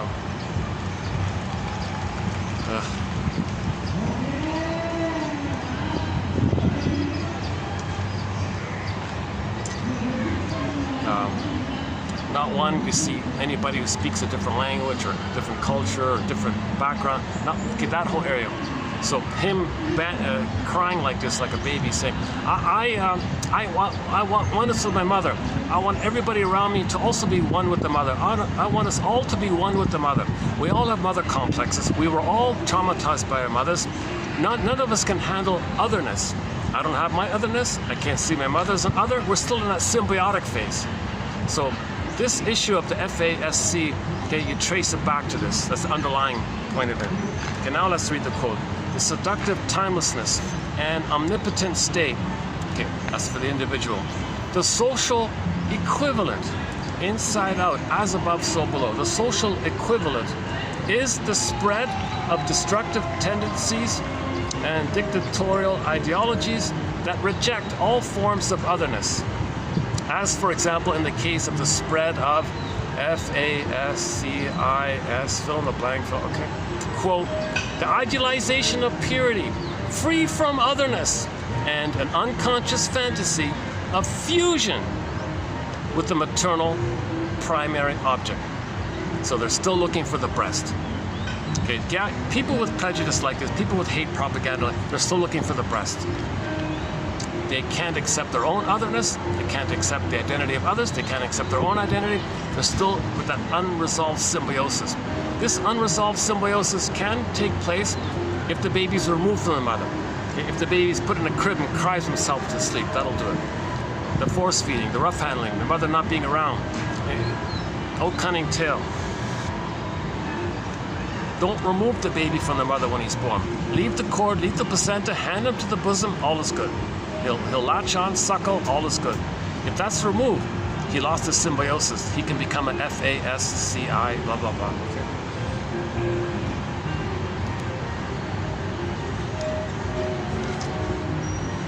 It doesn't matter how smooth they talk, doesn't matter how many PhDs they have. It doesn't matter if they're scholarly or if they have 10 PhDs. They could be like very detached. They could be like Iago, let's say. They can find proxies, like extroverted versions of them. They can be voyeurs of it. There could be a collusion like that.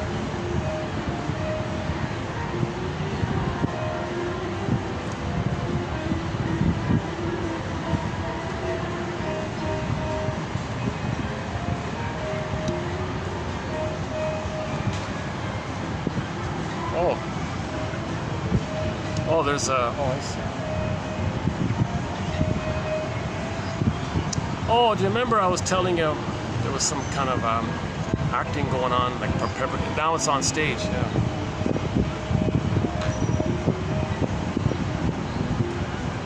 Some kind of like pantomime kind of show or something.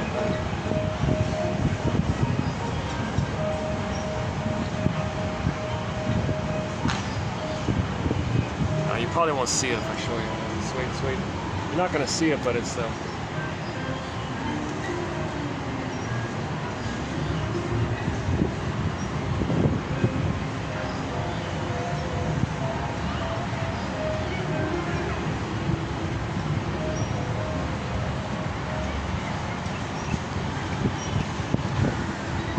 plus, due to the trauma of not being mothered and properly loved and all this, you identify with the aggressor. See others. You can't see others because you were supposed to be an other, to have a sense of self. So there's someone else who looks different. Oh, I could have been different. I didn't get it. Okay, you play me that I couldn't get. My mother damaged it, so they don't like it in others. Then they morph it. You're the mother who hurt me and took away my otherness. Now I hate you. So this prejudice, okay, this prejudicial activity and the repetition compulsion, the struggle with the mother, and the timelessness of it all can lead to a social, what do you call it here? A social equivalent, yeah, social, let's try that. A social equivalent is when a whole bunch of people grow up on the bottle and the schedule and all this. So the social equivalent is that millions of people are abused with the bottle and all this and the powder stuff. Mother's saying, let the baby cry himself to sleep. Oh yeah, that band called the Irish band called The Establishment. They have a song on there called a Teacher, something the Teacher. Oh yeah, listen to that song about the teacher. They were singing the song about the social climate. The parents have this barbaric, Talionic rage against their mother, see the baby as the mother, fighting with the mother. Now they cloak it over with the slogan, spare the rod, spoil the child. That slogan, spare the rod, spoil the child, is just a made-up fabrication, an excuse to have the opportunity and the rationalization and the self-deception to get out your hate towards the mother. So now you're hitting the child or whatever, abusing it. So the guy in the song said, "Oh my God, my poor son. I raised him. He's a good boy and all this. He went to the class and he passed a note to his friend or something. The teacher ran to the table, took the ruler and whacked him on the hand, and the kid was bleeding with blood and all this. And he had a fantasy of what he would do to that teacher. He didn't say he's going to do it, but he had the dream. He had the fantasy of. So the point of the song was realize the barbaricness, the talionic barbaricness of identification with the aggressor. It doesn't work. That teacher hurting the little children for nothing. Okay, it's not going to zoom him back to the nursery where he cried for love and suddenly he's going to get mother's love and he'll be healed. It doesn't work. But the slogan, spare the rod and all that, is a cloak for the repetition compulsion of the rage with the mother. Yeah, that's not bad. They're not a... it's okay. The band is called The Establishment. Only one record. The second song I highly recommend. And the other one, Teacher, was okay. The first one was okay too. I didn't listen to the whole album yet. It's not like a number one hit or anything. But never even heard of them. It was a lost vinyl. It never made it to cassette or CD. It was a lost 1971 vinyl or something. It's interesting, somebody's posting lost old ancient vinyls. They're being uploaded now.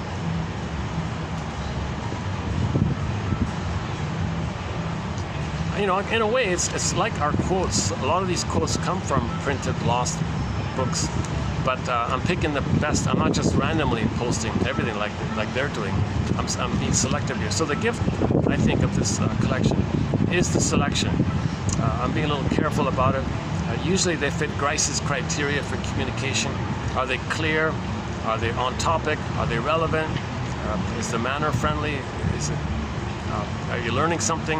Is it not too short, not too long? That kind of area. So let's see. And let me run through. Okay, I'll do it tomorrow. I'll pick through which my favorite for tomorrow. I want to redo this because I feel like I couldn't really get into it with all these distractions. But lesson learned. I'm going to come here at about 4, and maybe I'll hold out with the ice pack. And what time's it now? It's almost 6, so I could probably do a 2.5-hour video, let's say. I'll finish this video in about 5 minutes. I'm just thinking to myself out loud. Maybe I can do more videos here.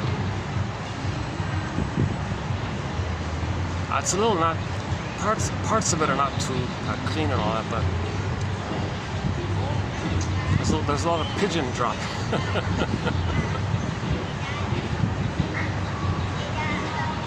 Oh, there's an alley cat. Oh, one nice thing about this park, there are a few regular stray cats. They kind of live here.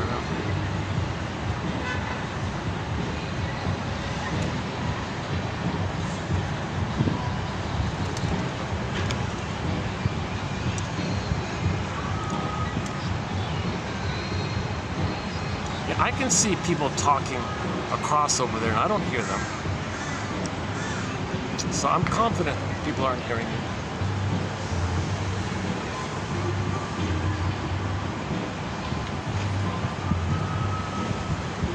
Oh. Can we get him in?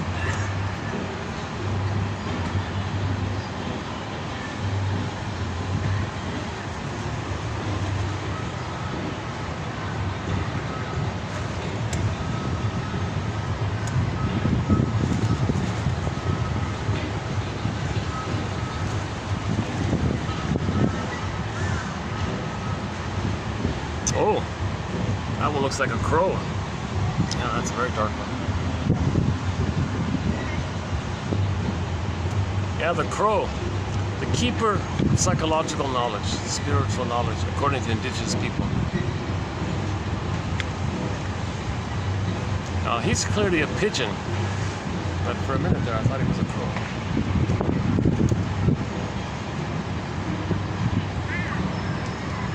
So I'll identify my favorite one in part 2.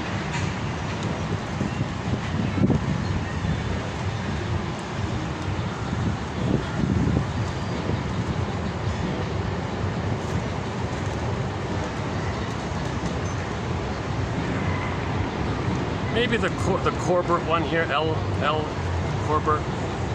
That's okay. The casino one, the timelessness in the casino. That's okay.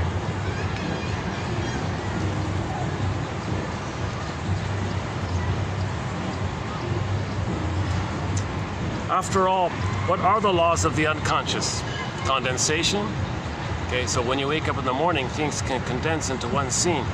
Like you wake up in the morning, remember there's no time or anything, right? So you can take fragments from any time.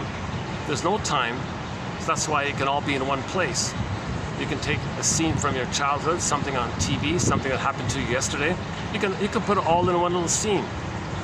Like, wow, that's magic, right? You take these fragments like that, the beta elements, you put it all together and you create one little scene like that. So that's called condensation. You condense the bits to create something that you need to feel better by. The fantasy of getting your wishes met in your dreams. So you create something to that end, right? After all, what are the laws of the unconscious? Condensation, timelessness, non-negation. So everything is there, right? That's why you don't say no. You don't tell people to say don't do something. The unconscious it doesn't respond to the negation part. If not mechanisms of psychic boundlessness.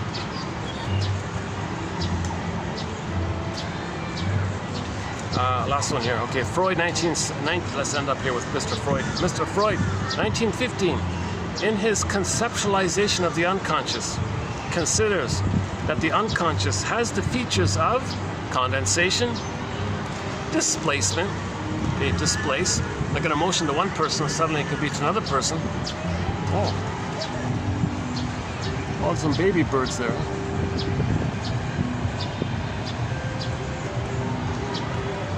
Lots of thought. Should I bring food next time? Should I make it part of the video? Should I feed the pigeons? Oh my goodness. Oh, a whole bunch of people coming. Oh, hold on. Okay, let's why don't I wrap it up at another location? Hold on a second.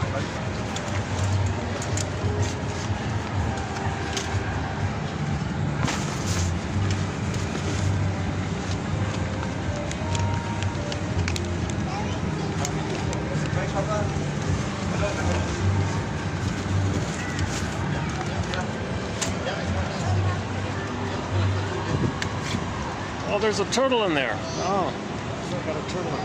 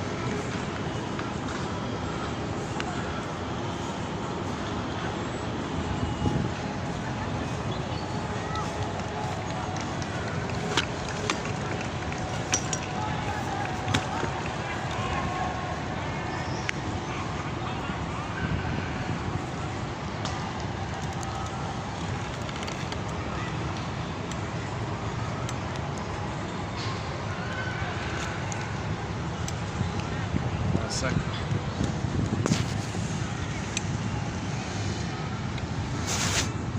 How about that? Does that work?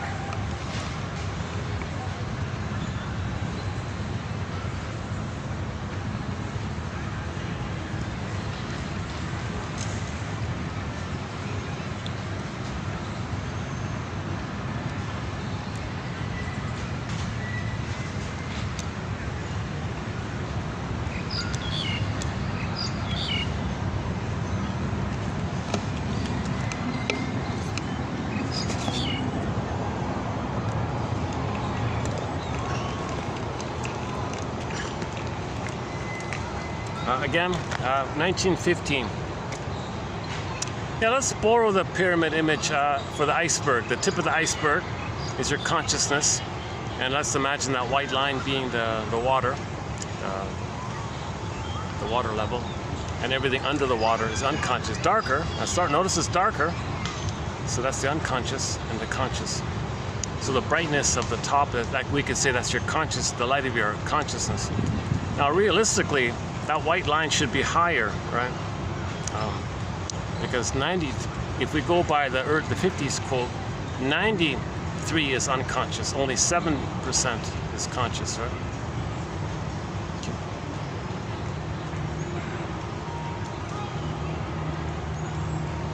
You know, we could borrow the triangle for the Karpman triangle. So a very quick psychology image is the famous drama triangle. Okay, the baby is the victim. So imagine that as one point. Let's put it on the top. The baby is the victim, right? One second. Okay, here we go. Can we do it? Okay, so let's just use this as a basic triangle. Never mind the other stuff. Okay, so we got a triangle there, right? So let's just say, let's try that. The top point, let's write the word victim there. Now the bottom 2 points, okay? Now if the baby's the victim, that means the mother was the aggressor, the persecutor, right? So the mother persecutes the poor baby. Now the baby's in pain. At some point, the mother's gonna come in as the rescuer. That's the other point. So the mother does both, the rescuer and the persecutor, and the baby's the baby. Now so victim, persecutor, rescuer, right? That's the famous Karpman triangle or the drama triangle. Imagine these roles or this going on in the brain, the memories. That there's a victim, there's a persecutor, and a rescuer. That's within. Now you externalize it in your dealings, and you can Alice in Wonderland, flip, flop, twist, play, both, twist, turn around. You can play yourself, see others. You can see yourself as the victim, see others as the aggressor. Next second, see others as the victim and you're the aggressor. See others as the victim, you're the rescuer. Or you're the victim and you expect others to rescue you. And so on. That's just an elementary version of the intrapsychic map. That's one of the earliest, simplest versions of the intrapsychic map, the drama triangle. So Karpman says we play these roles all the time. Can you observe which role are you in? Are you playing the abusive mother persecutor? Are you playing yourself the victim? Now sometimes you can play the persecutor but feel like the victim. Or play the persecutor and feel like the rescuer. And they're the victim. Or you're the victim and the rescuer. Or you can, it's all kind of topsy-turvy like that. Now back to Mr. Freud here, 1915. Now his conceptualization is too distracting, right? His conceptualization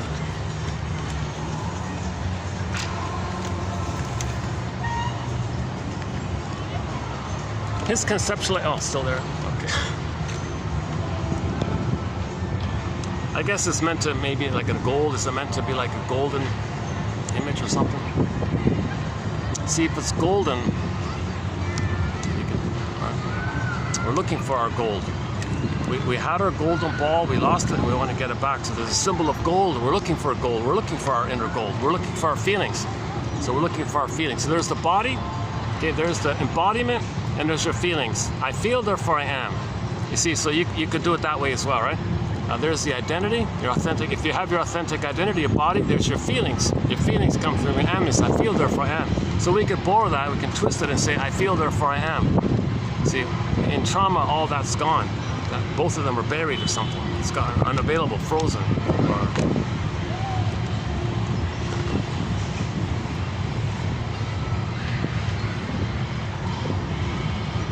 Mr. Freud here, in 1915, in his conceptualization of the unconscious, considers that the unconscious has the features of condensation, displacement. Okay, so your real feelings towards the mother can be displaced onto somebody safer that you can deal with. You're not really angry at that person. But you can't know the feeling of your anger towards the mother. So you found someone safe and you displaced it or transferred it. It's wrongly placed, it's displaced, right? Displacement. So when you wake up, why is that person in my dream? Why do I feel this way about that person? Doesn't make sense. Oh, they're just like they're serving as a displacement holder, like somebody I can displace my feelings onto. See, we're trying to feel what we couldn't feel. So things are going on in your dreams to get you to feel what you couldn't feel. So there may be displacement and things flipping and all this. So we're trying to heal. Mr. Freud, 1915, in his conceptualization of the unconscious, considers that the unconscious has the features of condensation, displacement, timelessness, and the absence of mutual contradiction. Yes, that's the catch me if you can. So if somebody's coming from a traumatized mind, there's no contradiction. 5 minutes ago you said that, now you said that. No contradiction. That was 5 minutes ago. Now it's now. Don't you see the contradiction? What contradiction? What are you talking about? Now this is not paradox. This is just flipping to avoid a feeling. So you say one thing to escape a feeling. If you got to say the opposite thing to escape the feeling, that's all you're doing. It's a mockery of paradox. It's not paradox. Paradox means you hold the two sides and you get the feeling. They're not holding the two sides. They're doing either or, this or that. And they're both true for that moment. They don't care what's real or not real. They're just trying to survive. So pathological lying like this. So that's why there's no contradictions or confusions or ambiguity or displacement like that. So people with a narcissistic pattern, okay, or etc. I'm good, you're no good. Now who's the you're no good? Themselves.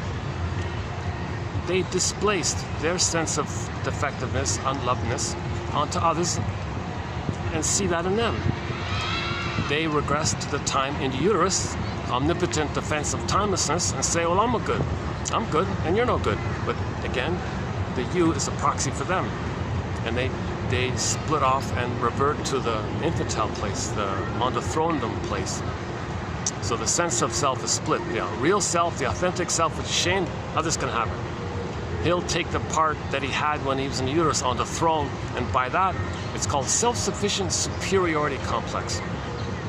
So, okay, blend in the need for attachment and repetition compulsion. The mother hurt him, that caused that, he becomes her. So find proxies to play his real self and shame them. That maintains his self-sufficient superiority omnipotent complex. And it's addictive, the little white flower. And he's addicted to it. And he has excuses for it. And then he goes through life shaming others to stand him, to represent him as a baby, and then seeing those very same ones be his mother so he can fight with his mother. He's in survival anxiety. Slogans don't lack it. That's why there's no empathy or gratitude. One shrink said, if a person doesn't feel gratitude, okay, make it up in your mind. Like he said, if you don't feel gratitude, not cynical gratitude, not that stuff. If you don't feel genuine gratitude of having been like loved and expressing the memory of being loved and all this and expressing. The capacity for gratitude takes place when the baby's loved and he develops into that. That's an accomplishment. It's a developmental achievement to reach the place of gratitude. So if they don't have gratitude, that means they were traumatized prior to that place. So he was saying, yeah, if you don't feel gratitude for anything, make it up in your mind that you need help or something's wrong like that. That's a sign of trauma. If you don't feel grateful for anything, that's a sign of trauma, clearly.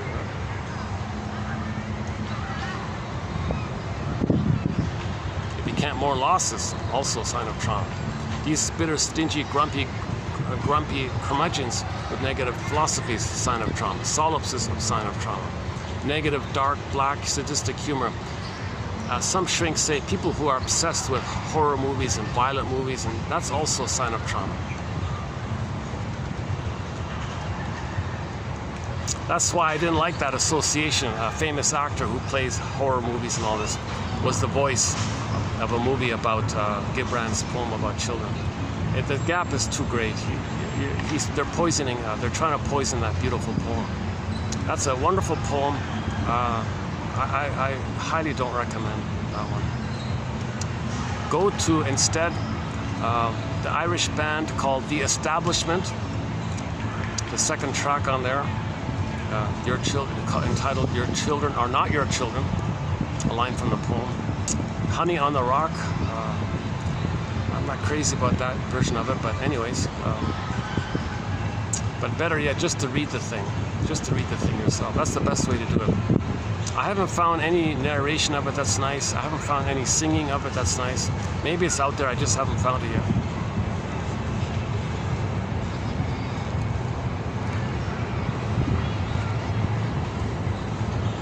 Yeah, so a lot of people make reference to Mr. Freud. We spent a lot of time about this topic, about timelessness of it all.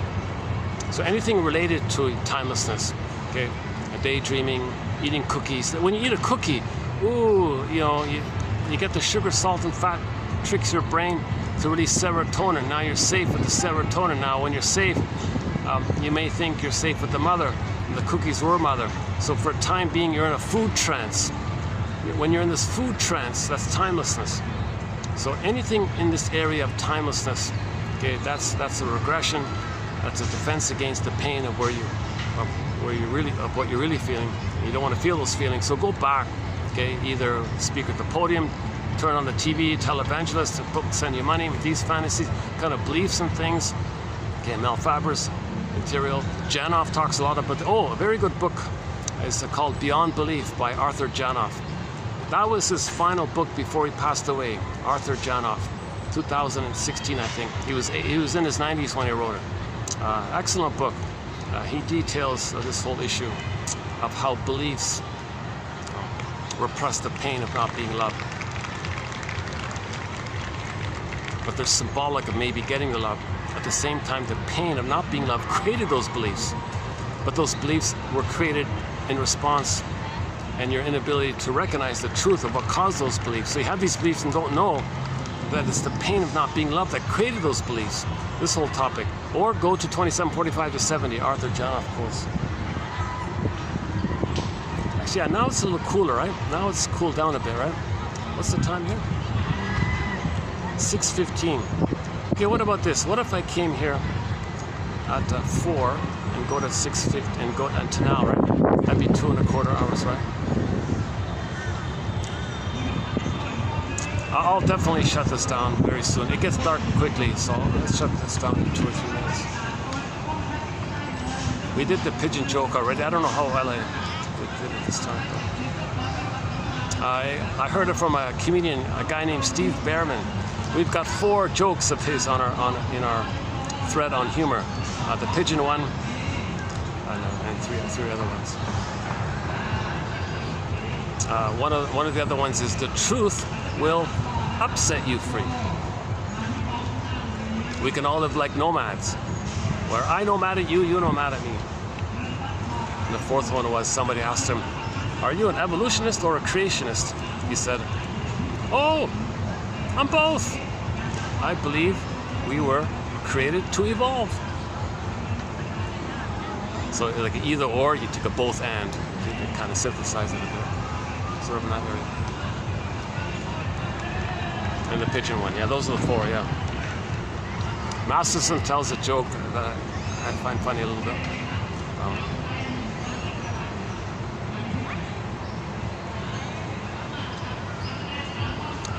If I bring a cushion for this chair, it might be like I might be able to do this more comfortably. I'm sort of a little back pain doing this. These chairs aren't too, these beach lawn chairs aren't too comfortable, right?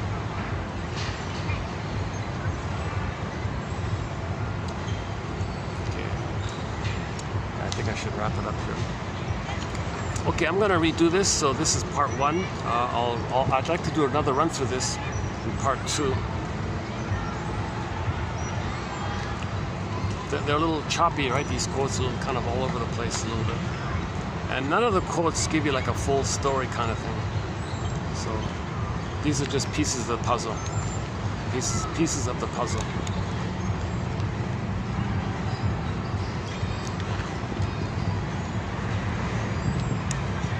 Any kind of new agey kind of thing, Faber says, most of this New Age stuff, it's to create that timelessness. So that's a sign of trauma. If you're looking for timelessness all the time in emotional eating, drinking, or some people take illegal things, that recreates that timelessness, right? That's a sign of trauma, right? So it's a clue. Now you got a clue. Make an inference. Pick up the phone. Mother, tell me the truth. Hand me the key. Okay. So back to Anne Sexton, 1960. Yes, I'm sorry. I made you to find me. I didn't love you. I didn't see you. I just used you, so I was trying to find me. Whoa, now things make sense. Wow, ouch. Now you're really angry by that. But thank you for telling me the truth.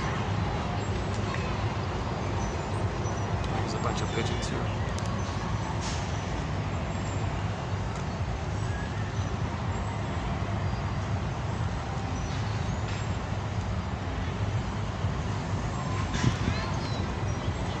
Yeah, I do notice that they've got turtles in the water here. I didn't see that before.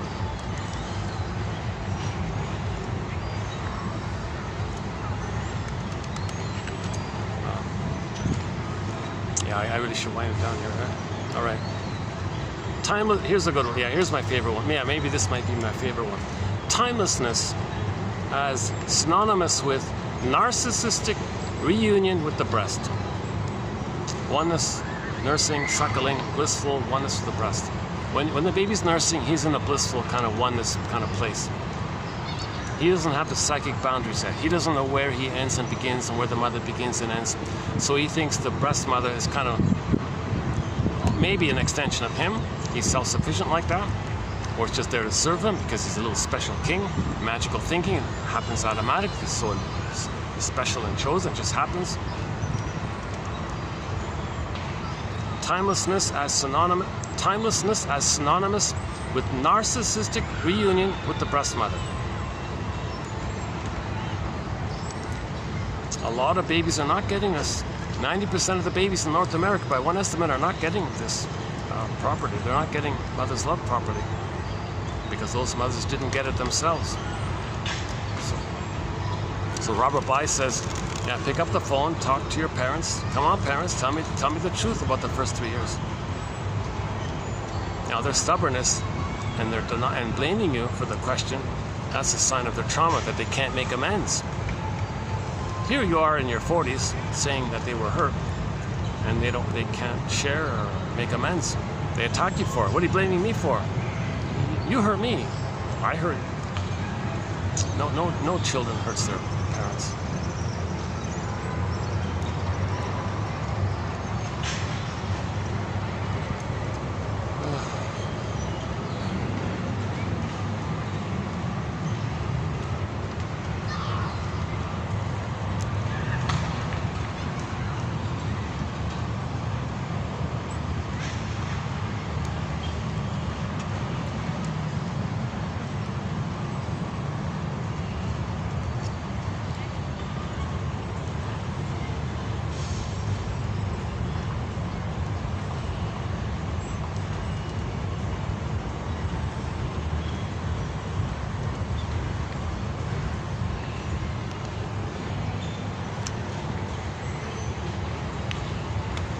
Things have quieted down.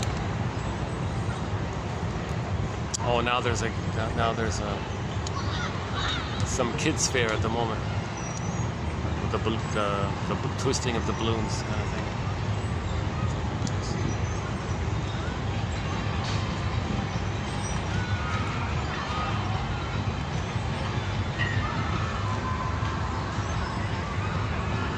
Yeah, okay, let's wrap it up here. Yeah, I don't have any final thoughts here.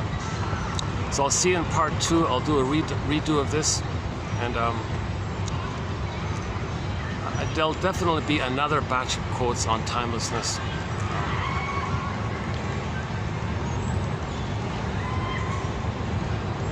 So I'm thinking we'll do 2 quotes on timelessness. TQ 12. This is 12, and we'll do a 13. Before I do the 13, I want to redo the 12 to get a better feel for it.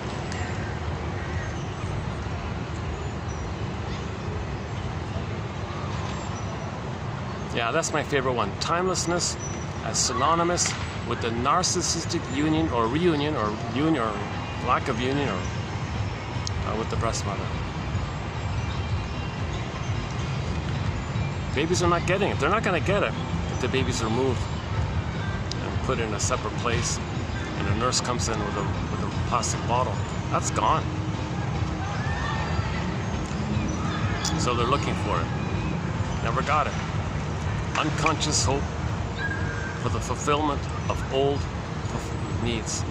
So anything related to timelessness seems to be in reference to this.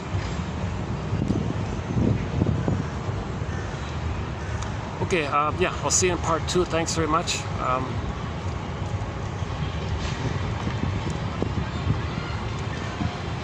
A lot of delays and little switches this video around. This is the sweatiest, one of the sweatiest videos I've done.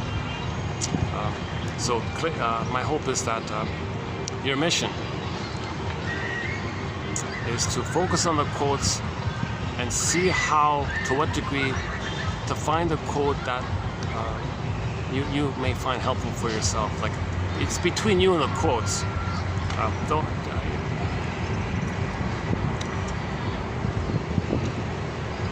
See, if I say quote, don't judge these quotes by yours truly. Your unconscious may do that. So judge these quotes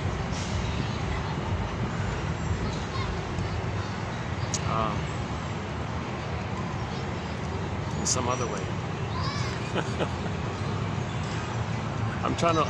My disclaimer, I'm trying to learn this stuff as I'm talking about it. I'm learning it as I'm talking about it. It's part of it.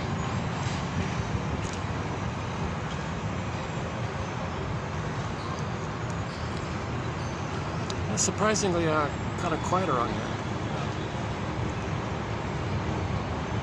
That's good. Oh, that's great.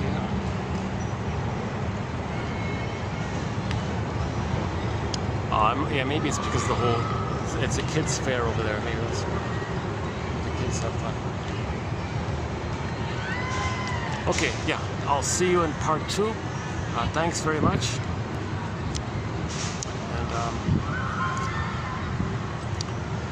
And your mission, should you choose to accept it, is to go on YouTube. No, forget YouTube. Look up the poem On Children by Gibran, should you choose to accept it. And just consider that poem, that famous poem it's either called On Children or Children by Gibran. G-I-B as in Bob, R-A-N as in Nancy. Gibran, I think. Khalil or something, the first name. That's his last name. Anyways, that's good enough. Gibran, children should do it. And read and check out that poem. Excellent poem. And to be continued in part 2. Can I show you a turtle or something? There's a pigeon, might be. If I could show you a pigeon or something. Okay, maybe next time there'll be a pigeon.